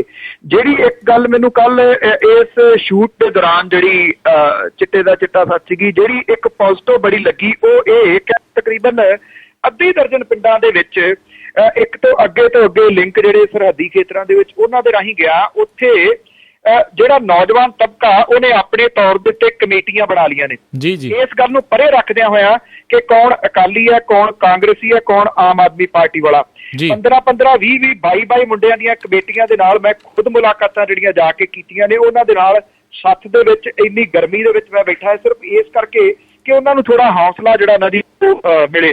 ਇਹਦੇ ਬਾਰੇ ਦੇ ਵਿੱਚ ਮੈਂ ਭਗਵੰਤ ਮਾਨ ਹੋਰਾਂ ਦੇ ਨਾਲ ਵੀ ਗੱਲ ਕੀਤੀ ਹੈ, ਇਹਦੇ ਬਾਰੇ ਮੈਂ ਸ਼ਸ਼ੀ ਕਾਂਤ ਹੋਰਾਂ ਦੇ ਨਾਲ ਵੀ ਗੱਲ ਕੀਤੀ ਹੈ ਕਿ ਤੁਸੀਂ ਕੁਝ ਕਰ ਸਕਦੇ ਹੋ ਤਾਂ ਉਸ ਏਰੀਏ ਦੇ ਵਿੱਚ ਇਹ ਨਵੀਆਂ ਬੜੀਆਂ ਕਮੇਟੀਆਂ ਦੀ ਪਿੱਠ ਥਾਪੜਨ ਵਾਸਤੇ ਜਾਓ ਤਾਂ ਕਿ ਬਾਕੀ ਪਿੰਡਾਂ ਦੇ ਵਿੱਚ ਵੀ ਇਹ ਕਮੇਟੀਆਂ ਕਰਦੀਆਂ। ਇਹਨਾਂ 'ਚ ਕੋਈ ਪ੍ਰਧਾਨ ਨੀਗਾ, ਕੋਈ ਸੈਕਟਰੀ ਨੀਗਾ, ਡਾਂਗਾ ਲੈ ਕੇ ਪਹਿਰਾ ਦੇਣਾ ਸ਼ੁਰੂ ਕਰਤਾ ਇਹਨਾਂ ਨੇ। ਜਿਹੜੇ ਮੋਟਰਸਾਈਕਲਾਂ ਦੇ ਉੱਤੇ ਔਰਤਾਂ ਜਾਂ ਜਿਹੜੇ ਬੰਦੇ ਜਿਹੜੇ ਆਉਂਦੇ ਨੇ ਸਪਲਾਈ ਦੇਣ ਕੁੜੀਆਂ ਦੀ, ਉਹਨਾਂ ਦੇ ਮਗਰ ਪੈਂਦੇ ਨੇ ਡਾਂਗਾ ਲੈ ਕੇ, ਉਹਨਾਂ ਨੇ ਭਜਾਉਣੇ ਸ਼ੁਰੂ ਕਰ ਦਿੱਤੇ ਨੇ। ਇੱਕ ਪਿੰਡ ਦੇ ਵਿੱਚ, ਮੈਂ ਪਿੰਡਾਂ ਦੇ ਨਾਮ ਨਹੀਂ ਬਹੁਤੇ ਦੱਸਣੇ ਕਿਉਂਕਿ ਨਹੀਂ ਤਾਂ ਐਂ ਹੋ ਜਾਂਦਾ ਜੀ ਕਿ ਤੁਸੀਂ ਕਿਸੇ ਪਿੰਡ ਨੂੰ ਟਾਰਗੇਟ ਕਰ ਰਹੇ ਹੋ। ਉਹਨਾਂ ਨੇ ਇੱਥੋਂ ਤੱਕ ਗੱਲ ਦੱਸੀ ਆ ਕਿ 60% ਦੇ ਕਰੀਬ ਜਿਹੜੇ ਉਹਨਾਂ ਨੇ ਭਜਾ ਲਏ ਨੇ ਜਿਹੜੇ ਨਸ਼ਾ ਦੇਣ ਆਉਂਦੇ ਨੇ।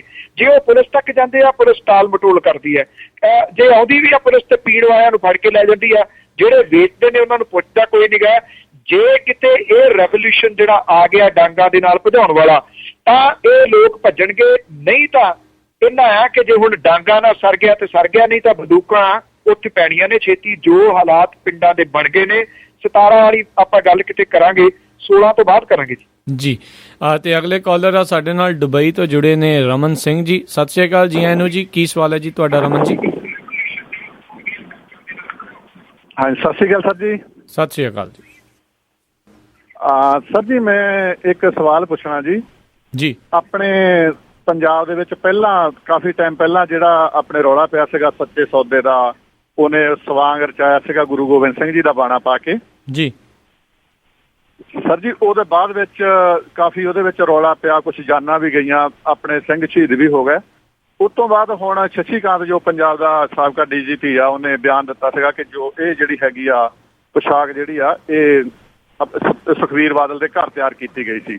ਪਰ ਸਰ ਜੀ, ਇਹਦਾ ਕੋਈ ਵੀ ਬਾਅਦ ਵਿੱਚ ਕੋਈ ਵੀ ਕੁਛ ਵੀ ਇਸ ਨਿਊਜ਼ ਦਾ ਪਤਾ ਨਹੀਂ ਲੱਗਾ ਔਰ ਕੋਈ ਇਹਨੂੰ ਅਣਗੌਲਿਆ ਕੀਤਾ ਗਿਆ। ਇਹਦੇ ਬਾਰੇ ਤੁਸੀਂ ਕੁਛ ਕੀ ਕਹਿਣਾ ਚਾਹੋਗੇ ਕਿ ਉਹ ਗੱਲ ਕਿੱਦਾਂ ਇਹਨੀ ਠੰਡੀ ਪਾ ਦਿੱਤੀ ਜਾਂ ਕੋਈ ਕੁਛ ਵੀ ਉਹਦੇ ਉੱਤੇ ਕੋਈ ਕੁਛ ਨਹੀਂ ਬਿਆਨ ਆਏ ਬਾਅਦ ਵਿੱਚ ਜੀ? ਸ਼ਸ਼ੀ ਕਾਂਤ ਹੋਰਾਂ ਨੇ ਤਾਂ ਇਸ ਬਿਆਨ ਦੇ ਨਾਲ ਨਾਲ ਪੰਜਾਬ ਸਰਕਾਰ ਦੇ ਵਿੱਚ ਬੈਠੇ ਮੰਤਰੀਆਂ ਦੇ ਨਾਮ ਸਮਗਲਿੰਗ ਦੇ ਵਿੱਚ ਜਾਰੀ ਕੀਤੇ ਸੀਗੇ ਜੀ। ਬਣਿਆ ਤਾਂ ਉਹਨਾਂ ਦਾ ਵੀ ਕੱਖ ਨਹੀਂ ਜੀ। ਅਜੇ ਉਹਦੇ ਉੱਤੇ ਕੋਈ ਬਿਆਨ ਜਿਹੜਾ ਜੀ ਉਹ ਸਰਕਾਰ ਦਾ ਆਇਆ ਹੀ ਨਹੀਂ। ਸਰਕਾਰ ਦਾ ਬਿਆਨ ਆਉਣ ਦੀ ਆਸ ਵੀ ਕੋਈ ਨਹੀਂ ਸੀ। ਹਾਂ, ਇੰਨਾ ਜ਼ਰੂਰ ਆ, ਸਵਾਲ ਜਿਹੜੇ ਨੇ ਉਹ ਹੋਏ ਜ਼ਰੂਰ ਨੇ, ਮੀਟਿੰਗਾਂ 'ਚ ਹੋਏ ਨੇ, ਮੀਡੀਆ ਦੇ ਵਿੱਚ ਬਹੁਤੇ ਨਹੀਂ ਸਾਹਮਣੇ ਆਏ। ਇਹਨਾਂ ਮੰਤਰੀਆਂ ਦੇ ਰੋਲ ਨੂੰ ਲੈ ਕੇ ਸਾਹਮਣੇ ਜ਼ਰੂਰ ਆਏ ਨੇ। ਖਾਸ ਤੌਰ ਦੇ ਉੱਤੇ ਸਾਹਿਬ ਨੂੰ ਤਾਂ ਲੋਕਾਂ ਨੇ ਘਰਘਾਈ ਰੱਖਿਆ ਉਸ ਏਰੀਏ ਦੇ ਵਿੱਚ ਕਿ ਕਿੰਨਾ ਲੋਕਾਂ ਨਾਲ ਤੁਸੀਂ ਫਿਰਦੇ ਹੋ, ਕਿਹੜੇ ਤੁਸੀਂ ਨਸ਼ੇ ਜਿਹੜੇ ਆ ਉਹ ਬੰਦ ਕਰਾਉਣ ਦੀ ਗੱਲ ਕਰਦੇ ਹੋ। ਇਹ ਤਾਂ ਬੰਦ ਕੀਤੇ ਨੇ ਜਿਹੜੇ ਨਾਲ ਤੁਹਾਡੇ ਬੇਟੇ ਨੇ, ਤੁਹਾਡੀ ਚੋਣ ਲੜ ਰਹੇ ਨੇ, ਉਹ ਇਹਦੇ ਵਿੱਚ ਸ਼ਾਮਲ ਨੇ। ਪਹਿਲਾਂ ਉਹਨਾਂ ਨੂੰ ਤਾਂ ਕਹੋ ਸਾਫ਼ ਸੁਥਰੇ ਹੋ ਕੇ ਇਹਦੇ ਵਿੱਚੋਂ ਨਿਕਲ ਕੇ ਆਉਣ ਜੀ। ਤੋ ਜਿਹੜਾ ਚੋਲੇ ਵਾਲੀ ਗੱਲ ਤੁਸੀਂ ਕਰਦੇ ਹੋ, ਹੁਣ ਤਾਂ ਉਹ ਕੇਸ ਜਿਹੜਾ ਸੀਗਾ ਉਹ ਵੀ ਸਰਕਾਰ ਨੇ ਲੈ ਲਿਆ ਜੀ ਵਾਪਸ। ਬਸ ਅਦਾਲਤ ਦਾ ਫੈਸਲਾ ਆਉਣ ਹੀ ਵਾਲਾ ਜੀ। ਜਿਨ੍ਹਾਂ ਨੇ ਕੇਸ ਕੀਤਾ ਉਹਨਾਂ ਨੇ ਕੇਸ ਵਾਪਸ ਵੀ ਲੈ ਲਿਆ ਜੀ। ਤੇ ਆਪਾਂ ਜਿਹੜੇ ਅਗਲੇ ਕਾਲਰ ਜਿਹੜੇ ਉਹਨਾਂ ਨਾਲ ਗੱਲ ਕਰਦੇ, ਲਖਵਿੰਦਰ ਸਿੰਘ ਜੀ ਜੁੜੇ ਨੇ। ਸਤਿ ਸ਼੍ਰੀ ਅਕਾਲ ਜੀ। ਆਇਆਂ ਨੂੰ ਜੀ। ਸਤਿ ਸ਼੍ਰੀ ਅਕਾਲ ਜੀ। ਸਤਿ ਸ਼੍ਰੀ ਅਕਾਲ ਜੀ। ਹਾਂਜੀ ਵੀਰ, ਮੈਂ ਬਲਤੇਜ ਪੰਨੂ ਜੀ ਨੂੰ ਪੁੱਛਣਾ ਚਾਹੁੰਦਾ ਸੀ। ਮੈਂ ਕਿਹਾ ਮੇਰੇ ਫਰੈਂਡ ਮੈਨੂੰ ਦੱਸ ਰਹੇ ਸੀ ਵੀ ਕੱਲ ਦੀ ਅਖਬਾਰ ਦੇ ਵਿੱਚ ਆਇਆ ਸੀ ਜਿਹੜੇ ਵਰਲਡ ਕਬੱਡੀ ਕੱਪ ਦੇ ਜਿਹੜੇ ਸੁਖਬੀਰ ਬਾਦਲ ਹੋਣੀ ਕਰਵਾਉਂਦੇ ਨੇ, ਉਹਨਾਂ ਦੇ ਜਿਹੜੇ ਬੈਸਟ ਰੇਡਰ ਰਹੇ ਨੇ ਏਕਮ ਹਠੂਰ, ਵੀ ਉਹ ਡਰੱਗ ਦੇ ਚੱਕਰ ਦੇ ਵਿੱਚ ਉਹ ਵੀ ਫੜੇ ਗਏ ਨੇ। ਮਤਲਬ ਕਿ 3 ਭਰਾ ਜਾਂ 2 ਸਾਥੀ ਹੋਰ ਸੀ ਉਹਨਾਂ ਦੇ। ਉਹ ਕੀ ਸੀ ਸਾਰਾ ਮਾਮਲਾ, ਤੇ ਕਿਰਪਾ ਕਰਕੇ ਉਹਦੇ ਬਾਰੇ ਜ਼ਰੂਰ ਦੱਸਣ ਜੀ। ਜੀ। ਏਕਮ ਹਠੂਰ, ਉਹਦਾ ਭਰਾ ਨਾਨਕ ਉਰਫ ਨਾਨਕ ਸਿੰਘ ਜਿਹੜਾ ਜੀ, ਉਹਨਾਂ ਕੋਲੋਂ ਡਰੱਗ ਜਿਹੜੀ ਹੈ ਜੀ ਉਹ ਫੜੀ ਗਈ ਹੈ। ਬਿਲਕੁਲ ਇਹ ਦਰੁਸਤ ਖਬਰ ਹੈ। ਪੰਜਾਬ ਪੁਲਿਸ ਨੇ ਉਹਨਾਂ ਨੂੰ ਅਰੈਸਟ ਕੀਤਾ। ਬਾਕੀ ਦੇਖਦੇ ਆ ਕੇਸ ਦੇ ਉੱਤੇ ਜਦੋਂ ਚੱਲੂਗਾ ਤੇ ਅਦਾਲਤ ਦੇ ਵਿੱਚ ਜਿਹੜੀ ਹੈ ਨਾ ਜੀ ਉਹ ਆਵਾਜ਼ ਪਿਆ ਕਰੂਗੀ ਸਟੇਟ ਵਰਸਸ ਨਾਨਕ ਹਾਜ਼ਰ ਹੋ, ਤੇ ਫਿਰ ਦੇਖਦੇ ਆ ਕਿਸੇ ਸ਼ੈਲੀ ਦੀਆਂ ਭਾਵਨਾਵਾਂ ਜਿਹੜੀਆਂ ਉਹ ਹਰਟ ਹੁੰਦੀਆਂ ਨੇ ਕਿ ਨਹੀਂ। ਜਿਹਨੂੰ ਇਸ ਗੱਲ ਦੇ ਉੱਤੇ ਇਤਰਾਜ਼ ਸੀਗਾ ਕਿ ਭਗਵੰਤ ਮਾਨ ਨੇ ਬਾਬਾ ਨਾਨਕ ਕਿਉਂ ਕਿਹਾ ਗੁਰੂ ਨਾਨਕ ਸਾਹਿਬ ਨੂੰ। ਜੀ। ਤੇ ਅਗਲੇ ਕਾਲਰ ਜਿਹੜੇ ਆਪਾਂ ਉਹਨਾਂ ਦੇ ਨਾਲ ਗੱਲ ਕਰਦੇ ਹਾਂ, ਰਾਜਵੰਤ ਸਿੰਘ ਜੀ ਆਸਟ੍ਰੇਲੀਆ ਤੋਂ ਜੁੜੇ ਆ ਸਾਡੇ ਨਾਲ। ਸਤਿ ਸ਼੍ਰੀ ਅਕਾਲ ਜੀ। ਆਇਆਂ ਨੂੰ ਜੀ। ਸਤਿ ਸ਼੍ਰੀ ਅਕਾਲ ਰਾਜ ਕਰਨਵੀਰ ਸਿੰਘ ਜੀ ਤੇ ਸਤਿ ਸ਼੍ਰੀ ਅਕਾਲ ਪਨੂ ਸਾਹਿਬ ਜੀ। ਮੈਂ ਇਹ ਗੱਲ ਕਹਿਣੀ ਸੀ ਜੀ, ਜਿਹੜੀ ਤੁਸੀਂ ਹੁਣੇ ਬਾਰਡਰ ਏਰੀਏ ਦੇ ਵਿੱਚ ਕਮੇਟੀਆਂ ਦੀ ਗੱਲ ਕੀਤੀ, ਪਿੰਡਾਂ ਦੀਆਂ ਕਮੇਟੀਆਂ ਬਣੀਆਂ ਆ, ਮੈਂ ਤਾਂ ਤੁਹਾਨੂੰ ਇਹ ਰਿਕੁਐਸਟ ਕਰਨੀ ਚਾਹੁੰਦਾ, ਇਨ ਫਿਊਚਰ ਜਦੋਂ ਇਹਨਾਂ ਕਮੇਟੀਆਂ ਦੇ ਜਿੱਦਾਂ ਪੁਰਾਣੇ ਟਾਈਮ 'ਚ ਪੁਲਿਸ ਝੂਠੇ ਕੇਸ ਪਾਉਂਦੀ ਰਹੀ ਆ, ਇਹਨਾਂ ਤੇ ਵੀ ਹੌਲੀ ਹੌਲੀ ਪੈਣਗੇ, ਕਿਉਂਕਿ ਇਹ ਸਰਕਾਰ ਦਾ ਵਿਰੋਧ ਕਰ ਰਹੇ ਨੇ, ਸਰਕਾਰ ਨਸ਼ੇ ਵਿੱਚ ਦਾ ਕੰਮ ਕਰ ਰਹੀ ਆ। ਮੈਂ ਤਾਂ ਤੁਹਾਨੂੰ ਇਹ ਰਿਕੁਐਸਟ ਕਰਨੀ ਚਾਹੁੰਦਾ ਜੀ ਇਸ ਮਾਧਿਅਮ ਥਰੂ ਕਿ ਇਨ ਫਿਊਚਰ ਜਦੋਂ ਇੱਦਾਂ ਦੀਆਂ ਚੀਜ਼ਾਂ ਹੋਣ ਤੇ ਆਪ ਜੀ ਉਹਨੂੰ ਰੇਡੀਓ ਤੇ ਲਿਆਓ, ਤਾਂ ਕਿ ਲੋਕਾਂ ਨੂੰ ਪਤਾ ਲੱਗੇ ਤੇ ਕਿਹੜੇ ਥਾਣੇ ਵਿੱਚ ਕਿਹੜੇ ਬੰਦੇ ਦੇ ਝੂਠਾ ਪੁਲਿਸ ਕੇਸ ਪਿਆ ਤੇ ਉਹਦਾ ਕੀ ਜੁਰਮ ਸੀ, ਕਿਉਂਕਿ ਇਹੋ ਹੀ ਕੰਮ ਚੱਲਦਾ ਆ ਰਿਹਾ। ਪੁਲਿਸ ਦੇ ਹੱਥ ਇੰਨੀ ਪਾਵਰ ਹੈ, ਕਿਸੇ ਨੂੰ ਵੀ ਅਰੈਸਟ ਕਰ ਲੈਂਦੀ ਹੈ ਤੇ ਉਸ ਤੇ ਝੂਠਾ ਕੇਸ ਪਾ ਦਿੰਦੀ ਹੈ ਜੀ। ਪਿਛਲੇ 30 ਸਾਲਾਂ ਤੋਂ ਪੰਜਾਬ ਦੇ ਵਿੱਚ ਇਹੋ ਹੀ ਕੁਛ ਹੋ ਰਿਹਾ। ਪਹਿਲਾਂ ਹਥਿਆਰਾਂ ਦੇ ਕੇਸ ਪੈਂਦੇ ਸੀ ਜੀ, ਹੁਣ ਨਸ਼ਿਆਂ ਦੇ ਪੈਂਦੇ ਆ ਜੀ। ਬਾਕੀ ਇੰਨੀ ਗੱਲ ਕਰਨੀ। ਸਤਿ ਸ਼੍ਰੀ ਅਕਾਲ। ਮਿਹਰਬਾਨੀ, ਸਤਿ ਸ਼੍ਰੀ ਅਕਾਲ। ਤੁਹਾਡਾ ਖਦਸ਼ਾ, ਤੁਹਾਡਾ ਫਿਕਰ ਸਹੀ ਹੈ। ਦੇਖਦੇ ਹਾਂ, ਦੇਖੋ ਕੋਸ਼ਿਸ਼ ਤਾਂ ਜਿੰਨੇ ਕੁ ਜੋਗੇ ਆ, ਮੈਨੂੰ ਪਤਾ ਕਿ ਕੋਈ ਬਹੁਤ ਵੱਡਾ ਤਾਂ ਨਹੀਂ ਕੀਤਾ ਜਾ ਸਕਦਾ। ਸਰਕਾਰਾਂ ਤਕੜਿਆਂ ਪੁਲਿਸਿਆਂ ਦੇ ਨਾਲ ਜਿਹੜੀ ਟੱਕਰ ਲੈਣੀ ਕੋਈ ਏਡਾ ਸੌਖਾ ਨਹੀਂ ਹੁੰਦਾ ਜੀ। ਜੀ ਬਿਲਕੁਲ। ਦੇਖਦੇ ਹਾਂ ਜੀ ਕੀ ਬਣਦਾ ਆ। ਜਿੰਨੇ ਕੁ ਜੋਗੇ ਆ ਜੀ, ਇੰਨਾ ਕੁ ਵਾਅਦਾ ਹੈ ਕਿ ਅਖੀਰਲੇ ਸਾਹ ਤੱਕ ਇਸ ਗੱਲ ਦੇ ਵਿਰੋਧ ਦੇ ਵਿੱਚ ਡਟੇ ਰਹਾਂਗੇ ਜੀ, ਖੜੇ ਰਹਾਂਗੇ, ਚਾਹੇ ਜਿੰਨਾ ਨੁਕਸਾਨ ਮਰਜ਼ੀ ਝੱਲਣਾ ਪੈ ਜਾਏ। ਇੰਨਾ ਕੁ ਵਾਅਦਾ ਮੈਂ ਆਪਣੀ ਤੌਰ ਤੇ ਤੁਹਾਨੂੰ ਦੇ ਸਕਦਾ ਜੀ। ਜੀ ਬਿਲਕੁਲ। ਤੇ ਆਪਾਂ ਜਿਹੜੇ ਅਗਲੇ ਕਾਲਰ ਗੱਲ ਕਰਦੇ ਉਹਨਾਂ ਨਾਲ ਤਰਸੇਮ ਸਿੰਘ ਜੀ ਜੁੜੇ ਨੇ। ਸਤਿ ਸ਼੍ਰੀ ਅਕਾਲ ਜੀ। ਐਨੂ ਜੀ ਸਤਿ ਸ੍ਰੀ ਅਕਾਲ ਜੀ। ਪੰਨੂ ਸਾਹਿਬ, ਪਹਿਲਾਂ ਆਪ ਜੀ ਦਾ ਬਹੁਤ ਧੰਨਵਾਦ। ਆਪ ਪੱਤਰਕਾਰੀ ਦੇ ਵਿੱਚ ਬਹੁਤ ਸਤਿਕਾਰਯੋਗ ਸ਼ਖਸੀਅਤ ਹੋ ਤੇ ਪੰਜਾਬੀ ਰੇਡੀਓ ਦਾ ਵੀ ਬਹੁਤ ਧੰਨਵਾਦ। ਮੇਰੇ ਆਪ ਜੀ ਨੂੰ ਦੋ ਸਵਾਲ ਹੈ ਜੀ। ਇੱਕ ਤਾਂ ਬਾਬਾ ਰਾਮਦੇਵ ਹੁਣਾਂ ਦਾ ਰਾਹੁਲ ਗਾਂਧੀ ਬਾਰੇ ਬਿਆਨ ਸੀ ਕਿ ਜਦੋਂ ਆਪਣੇ ਇਲਾਕੇ 'ਚ ਨਹੀਂ ਮਿਲਦੇ ਦਲਿਤਾਂ ਦੇ ਘਰਾਂ ਵਿੱਚ ਹਨੂੰਮਾਨ ਕਰਨ ਜਾਂਦੇ। ਕੀ ਇਹ ਦਲਿਤਾਂ ਦੀ ਵੋਟ ਨੂੰ ਭਾਜਪਾ ਤੋਂ ਦੂਰ ਲਿਜਾ ਸਕਦਾ? ਤੇ ਦੂਜਾ ਜਿਹੜਾ ਭਾਜਪਾ ਦੇ ਇੱਕ ਦੋ ਲੀਡਰਾਂ ਦਾ ਬਿਆਨ ਸੀ ਕਿ ਜੇ ਜਿਹਨਾਂ ਨੂੰ ਸਾਨੂੰ ਵੋਟ ਨਹੀਂ ਪਾਉਣੀ ਉਹਨਾਂ ਦੇਖੋ ਕੀ ਅਸਰ ਹੋਣਗੇ ਜਾਂ ਪਾਕਿਸਤਾਨ ਮੂਵ ਹੋ ਜਾਣ। ਕੀ ਇਹ ਮੁਸਲਮਾਨ ਵੋਟ ਨੂੰ ਭਾਜਪਾ ਤੋਂ ਦੂਰ ਲਿਜਾ ਸਕਦਾ? ਇੱਕ ਮੇਰਾ ਹੋਰ ਸਵਾਲ ਹੈ ਛੋਟਾ ਜਿਹਾ ਆਪ ਜੀ ਨੂੰ। ਕਮਿਊਨਿਸਟ ਪਾਰਟੀ ਦੇ ਏ.ਕੇ. ਵਰਧਨ ਉਹਨਾਂ ਦਾ ਬਿਆਨ ਆਇਆ ਕਿ ਇਲੈਕਸ਼ਨ ਤੋਂ ਬਾਅਦ ਜੇ ਲੋੜ ਪਈ ਤਾਂ ਅਸੀਂ ਮਮਤਾ ਬੈਨਰਜੀ ਨਾਲ ਮੋਦੀ ਉਹਨਾਂ ਨੂੰ ਰੋਕਣ ਲਈ ਸਮਝੌਤਾ ਕਰ ਸਕਦੇ। ਤੇ ਇੱਕ ਕਾਂਗਰਸ ਦਾ ਬਿਆਨ ਆਇਆ ਸੀ ਕਿ ਇਲੈਕਸ਼ਨ ਦੇ ਨਤੀਜਿਆਂ ਤੋਂ ਬਾਅਦ ਜੇ ਲੋੜ ਪਈ ਅਸੀਂ ਤੀਜੇ ਮੋਰਚੇ ਦੀ ਹਮਾਇਤ ਕਰ ਵੀ ਸਕਦੇ, ਲੈ ਵੀ ਸਕਦੇ। ਕੀ ਇਹ ਭਾਜਪਾ ਦੀ ਗੌਰਮੈਂਟ ਜਾਂ ਮੋਦੀ ਹੋਣਾ ਦੇ ਪ੍ਰਧਾਨ ਮੰਤਰੀ ਬਣਨ ਵਿੱਚ ਰੁਕਾਵਟ ਪਾ ਸਕਦਾ? ਜੀ ਬਹੁਤ ਬਹੁਤ ਆਪ ਜੀ ਮਿਹਰਬਾਨੀ। ਪੰਜਾਬੀ ਰੇਡੀਓ ਤੇ ਆਪ ਜੀ ਦੀ ਬਹੁਤ ਮਿਹਰਬਾਨੀ ਹੋ। ਧੰਨਵਾਦ ਜੀ। ਸਤਿ ਸ੍ਰੀ ਅਕਾਲ ਜੀ। ਸਤਿ ਸ੍ਰੀ ਅਕਾਲ। ਜਿੰਨੇ ਕੁ ਮੈਨੂੰ ਯਾਦ ਰਹਿ ਗਏ ਸਵਾਲ ਤੁਹਾਡੇ ਕਾਫੀ ਨੇ। ਮੁਸਲਿਮ ਵੋਟ ਜਿਹੜੀ ਆ ਉਹ ਭਾਰਤੀ ਜਨਤਾ ਪਾਰਟੀ ਦੇ ਨਾਲ ਨਹੀਂ ਹੈਗੀ। ਉਹਨੇ ਮੁਸਲਿਮ ਚਿਹਰੇ ਜਿਹੜੇ ਨੇ ਕੁਝ ਜ਼ਰੂਰ ਨਾਲ ਰੱਖੇ ਹੋਏ ਨੇ ਲੀਡਰਸ਼ਿਪ ਦੇ ਤੌਰ ਤੇ। ਵੋਟਾਂ ਉਹਦੇ ਨਾਲ ਨਹੀਂ ਹੈਗੀਆਂ। ਵੋਟਾਂ ਜਿਹੜੀਆਂ ਨੇ ਉਹ ਜਾਂ ਤਾਂ ਕਾਂਗਰਸ ਦੀਆਂ ਨੇ ਜਾਂ ਕਾਂਗਰਸ ਨਾਲੋਂ ਵੱਧ ਇਸ ਆਮ ਆਦਮੀ ਪਾਰਟੀ ਨੇ ਜਿਹੜੀਆਂ ਮੁਸਲਿਮ ਭਾਈਚਾਰੇ ਦੀਆਂ ਵੋਟਾਂ ਲੈ ਜਾਣੀਆਂ ਨੇ। ਦਲਿਤ ਭਾਈਚਾਰਾ ਜਿਹੜਾ ਜੀ ਉਹ ਕੁਝ ਭਾਰਤੀ ਜਨਤਾ ਪਾਰਟੀ ਨੂੰ ਭੁਗਤਦਾ ਹੈ। ਹੋਊਗਾ ਰਾਮਦੇਵ ਦੇ ਬਿਆਨ ਵਾਲਾ ਜਿਹੜਾ ਰਾਮਦੇਵ ਨੇ ਬਿਆਨ ਦਿੱਤਾ ਸੀਗਾ ਜੀ। ਜਿਹੜੀ ਤੁਸੀਂ ਗੱਲ ਕੀਤੀ ਹੈ ਮਮਤਾ ਬੈਨਰਜੀ ਦੇ ਨਾਲ, ਹਾਂ ਜਿਹੜੇ ਖੱਬੇ ਸੱਜੇ ਨੇ ਉਹਨਾਂ ਨੇ ਇਹ ਗੱਲ ਕਹੀ ਹੈ ਕਿ ਮਮਤਾ ਬੈਨਰਜੀ ਨਾਲ ਅਸੀਂ ਆ ਸਕਦੇ ਹਾਂ, ਕਿਉਂਕਿ ਨਰਿੰਦਰ ਮੋਦੀ ਵਰਸਸ ਮਮਤਾ ਬੈਨਰਜੀ ਜਿਹੜੀ ਹੈ ਜੀ ਉਹ ਵਾਦ ਵੇਲੇ ਮੇਰੋ ਮੇੜੀ ਕਾਫੀ ਤੱਤੇ ਹੋਏ ਫਿਰਦੇ ਨੇ। ਇਸ ਕਰਕੇ ਜਿਹੜਾ ਉਹ ਖੱਬੇ ਸੱਜਿਆਂ ਨੇ ਬਿਆਨ ਦਿੱਤਾ ਸੀਗਾ ਕਿ ਅਸੀਂ ਉਹਦੇ ਨਾਲ ਸਾਂਝ ਦਿਹਾੜੀ ਪਾ ਸਕਦੇ ਹਾਂ। ਕਾਂਗਰਸ ਦਾ ਬਿਆਨ ਆਇਆ ਸੀ ਦੂਜੇ ਦਿਨ, ਰਾਹੁਲ ਗਾਂਧੀ ਨੇ ਕਿਹਾ ਨਹੀਂ ਅਸੀਂ ਤੀਜੇ ਮੋਰਚੇ ਵਾਲੀ ਗੱਲ ਨਹੀਂ ਕਰਦੇ, ਕਾਂਗਰਸ ਤਾਂ ਆਪਣੇ ਤੌਰ ਤੇ ਸਰਕਾਰ ਬਣਾਊਗੀ। ਇਹ ਸਾਰਾ ਕੁਝ ਜਿਹੜਾ ਨਾ ਜੀ ਸਮੇਂ ਦੇ ਗਰਭ ਦੇ ਵਿੱਚ ਹੈ। 16 ਤਰੀਕ ਤੱਕ ਅਜੇ ਇੰਤਜ਼ਾਰ ਕਰੋ ਜੀ। ਜੋੜ ਤੋੜ ਤਾਂ ਉਦੋਂ ਹੁੰਦੇ ਨੇ ਨਾ ਜਦੋਂ ਤੁਹਾਡੇ ਪੱਲੇ ਕੁਝ ਹੋਵੇ, ਭਾਵੇਂ ਝੋਲੇ 'ਚ ਕੋਈ ਪੈਸਾ ਹੋਵੇ ਤੇ ਕੁਝ ਖਰੀਦੋਗੇ ਨਾ। 4 ਵੋਟਾਂ ਹੋਣਗੀਆਂ, 4 ਸੀਟਾਂ ਹੋਣਗੀਆਂ, ਫਿਰ ਜੋੜ ਤੋੜ ਜਿਹੜੇ ਨੇ ਉਹ ਸ਼ੁਰੂ ਹੋਣਗੇ। ਉਸ ਤੋਂ ਪਹਿਲਾਂ ਹੀ ਜੋੜ ਤੋੜ ਵਾਲੀ ਗੱਲ ਕੀਤੀ ਹੋਈ ਨਹੀਂ ਜਾ ਸਕਦੀ। ਜੀ ਬਿਲਕੁਲ। ਤੇ ਦੱਸਦੇ ਜਾਈਏ ਵੀ ਸਰੋਤਿਆਂ ਨੂੰ ਵੀ 16 ਤਰੀਕ ਨੂੰ ਜਿਹੜੀ ਕਿ 15 ਦੀ ਰਾਤ ਹੋਵੇਗੀ ਅਮਰੀਕਾ ਦੇ ਕੈਨੇਡਾ ਦੇ ਹਿਸਾਬ ਦੇ ਨਾਲ, ਤਾਂ ਪੰਜਾਬੀ ਰੇਡੀਓ USA ਦੇ ਉੱਤੇ ਲਾਈਵ ਪ੍ਰੋਗਰਾਮ ਜਿਹੜਾ ਚੱਲੇਗਾ, ਜੋ ਕਿ ਰੁਝਾਨ ਜਿਸ ਤਰੀਕੇ ਦੇ ਨਾਲ ਵੀ ਭਾਰਤ ਦੇ ਜਿਹੜੇ 543 ਸੀਟਾਂ ਦੇ ਆਉਣਗੇ ਉਹ ਤੁਹਾਡੇ ਨਾਲ ਜਿਹੜੇ ਜੀ ਅਸੀਂ ਜਿਹੜੇ ਬਿਲਕੁਲ ਨਾਲ ਦੇ ਨਾਲ ਤੁਹਾਨੂੰ ਦੱਸਦੇ ਰਵਾਂਗੇ। ਤੇ ਬਲਤੇਜ ਪੰਨੂ ਜੀ ਵੀ ਉਸ ਪ੍ਰੋਗਰਾਮ 'ਚ ਸਾਡੇ ਨਾਲ ਜਿਹੜੇ ਜੀ ਜ਼ਰੂਰ ਜੁੜਨਗੇ।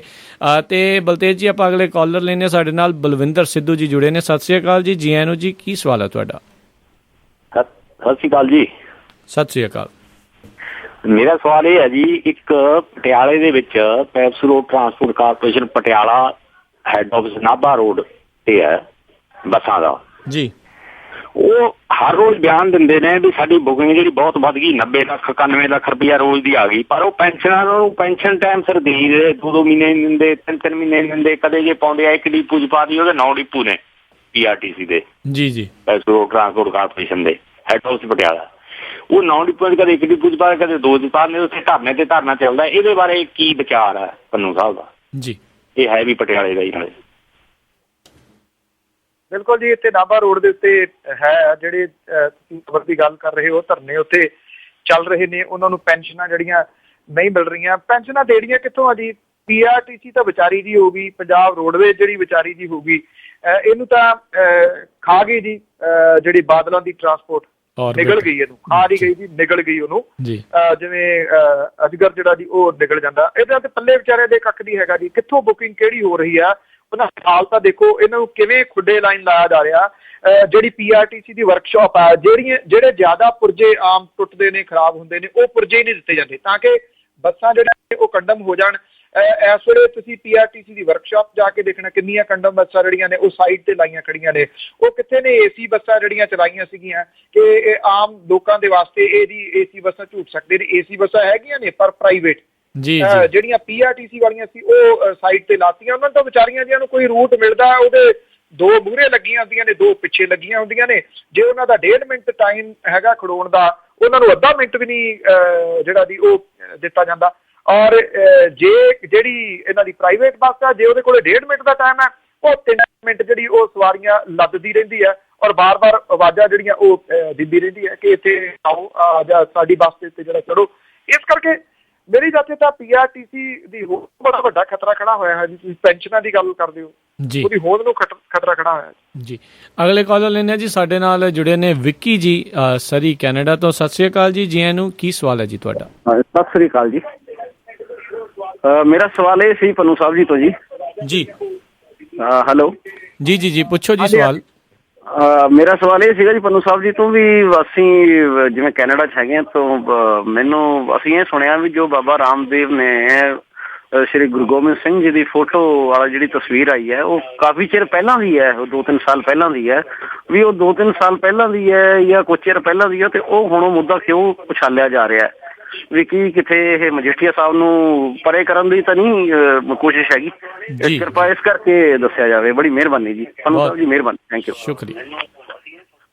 ਤੁਸੀਂ ਸੁਚੇਤ ਵਾਲੇ ਹੋ, ਜਿਹੜੇ ਬਾਹਰ ਬੈਠੇ ਇਹੋ ਜਿਹੀਆਂ ਜਿਹੜੀਆਂ ਖਬਰਾਂ ਨੇ ਨਾ, ਉਹਨਾਂ ਦੀ ਅਸਲੀਅਤ ਜਿਹੜੀ ਉਹ ਪਛਾਣ ਲੈਂਦੇ ਹੋ। ਇਹ ਬਿਲਕੁਲ ਗੱਲ ਦਰੁਸਤ ਹੈ।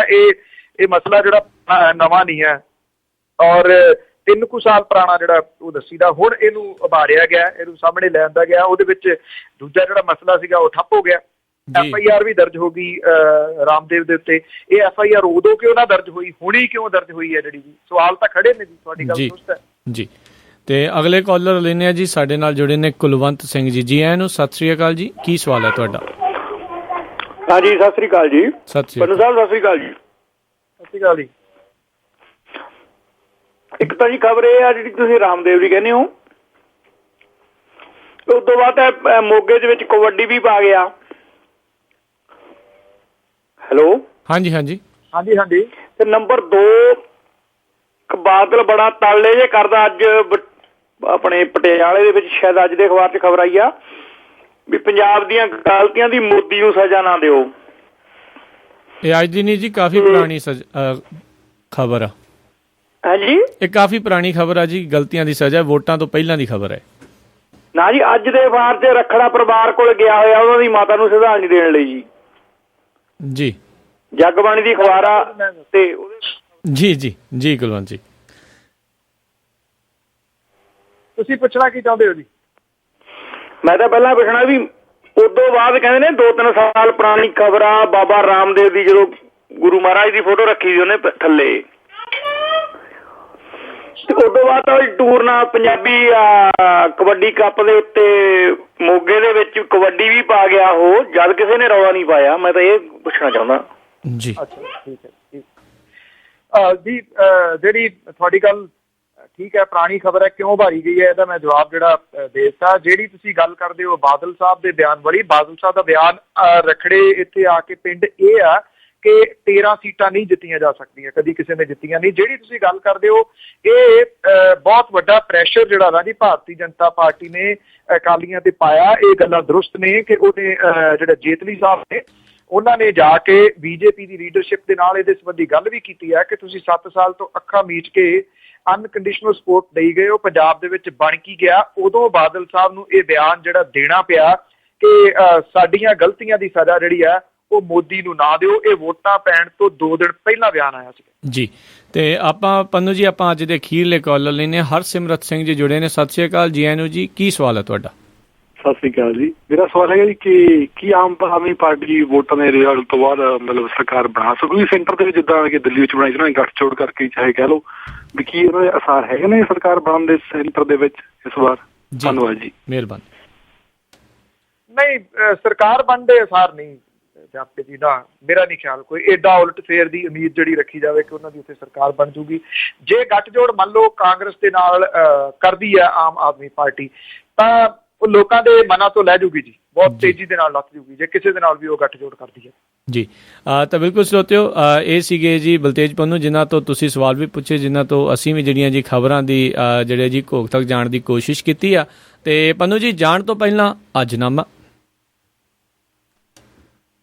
ਜੀ, ਜਿਹੜੀ ਆਪਾਂ ਗੱਲ ਜ਼ਿਆਦਾ ਨਸ਼ੇਬਾਜ਼ੀ ਦੀ ਕਰਦੇ ਰਹੇ ਹਾਂ ਕਿ ਨਸ਼ੇਬਾਜ਼ੀ ਦਾ ਵੇਖ ਕੇ ਕੋੜ ਵਧਿਆ, ਚਾਰਾ ਲੱਗੀ ਕਰਨ ਸਰਕਾਰ ਬੇਲੀ ਜੀ। ਨਸ਼ੇਬਾਜ਼ੀ ਦਾ ਵੇਖ ਕੇ ਕੋੜ ਵਧਿਆ, ਚਾਰਾ ਲੱਗੀ ਹੈ ਕਰਨ ਸਰਕਾਰ ਬੇਲੀ, ਲਈ ਗਈ ਡਿਊਟੀ ਦੇ ਡਾਕਟਰਾਂ ਦੀ, ਮੂਹਰੇ ਉਹਨਾਂ ਦੇ ਲੱਗੀ ਕਤਾਰ ਵੇਲੀ ਜੀ। ਨਸ਼ਾ ਰੋਕਣ ਦੀ ਸੁਣੀ ਹੈ ਬੜੀ ਗੋਲੀ, ਦੇਂਦੀ ਨਸ਼ੇ ਦਾ ਕੰਮ ਉਹ ਸਾਰ ਬੇਲੀ, ਨਾਲੇ ਸਸਤੀ ਤੇ ਲੈਣੀ ਵੀ ਬੜੀ ਸੌਖੀ, ਵਿਕਦੀ ਪਈ ਹੈ ਵਿੱਚ ਬਾਜ਼ਾਰ ਬੇਲੀ ਜੀ। ਇੱਕ ਪਾਸਿਓਂ ਨਸ਼ੇ ਲਈ ਰੋਕ ਲਾਈ, ਦੂਜੀ ਤਰਫ ਦਾ ਮਾਲ ਤਿਆਰ ਬੇਲੀ। ਇੱਕ ਪਾਸੇ ਉਹ ਨਸ਼ੇ ਲਈ ਰੋਕ ਲਾਈ, ਦੂਜੀ ਤਰਫ ਦਾ ਮਾਲ ਤਿਆਰ ਬੇਲੀ, ਨਸ਼ਾ ਕਦੀ ਵੀ ਕਿਸੇ ਨੇ ਰੋਕਣਾ ਨਹੀਂ, ਹੋਊ ਰੋਕਣ ਦਾ ਆਉਣ ਦੇ ਪ੍ਰਚਾਰ ਬੇਲੀ। ਜੀ ਜੀ ਜੀ, ਬਹੁਤ ਬਹੁਤ ਤੁਹਾਡਾ ਧੰਨਵਾਦ ਬਲਤੇਜ ਪੰਨੂ ਜੀ, ਤੁਸੀਂ ਸਾਡੇ ਨਾਲ ਜੁੜੇ ਪ੍ਰੋਗਰਾਮ ਇਲੈਕਸ਼ਨ ਐਕਸਪ੍ਰੈਸ ਦੇ ਵਿੱਚ। ਕੱਲ੍ਹ ਨੂੰ ਇੱਕ ਵਾਰੀ ਫਿਰ ਤੁਹਾਡੇ ਨਾਲ ਮੁਲਾਕਾਤ ਹੋਵੇਗੀ। ਬਹੁਤ ਬਹੁਤ ਸ਼ੁਕਰੀਆ, ਧੰਨਵਾਦ, ਸਤਿ ਸ੍ਰੀ ਅਕਾਲ। ਮਿਹਰਬਾਨੀ ਜੀ, ਧੰਨਵਾਦ, ਸਤਿ ਸ੍ਰੀ ਅਕਾਲ।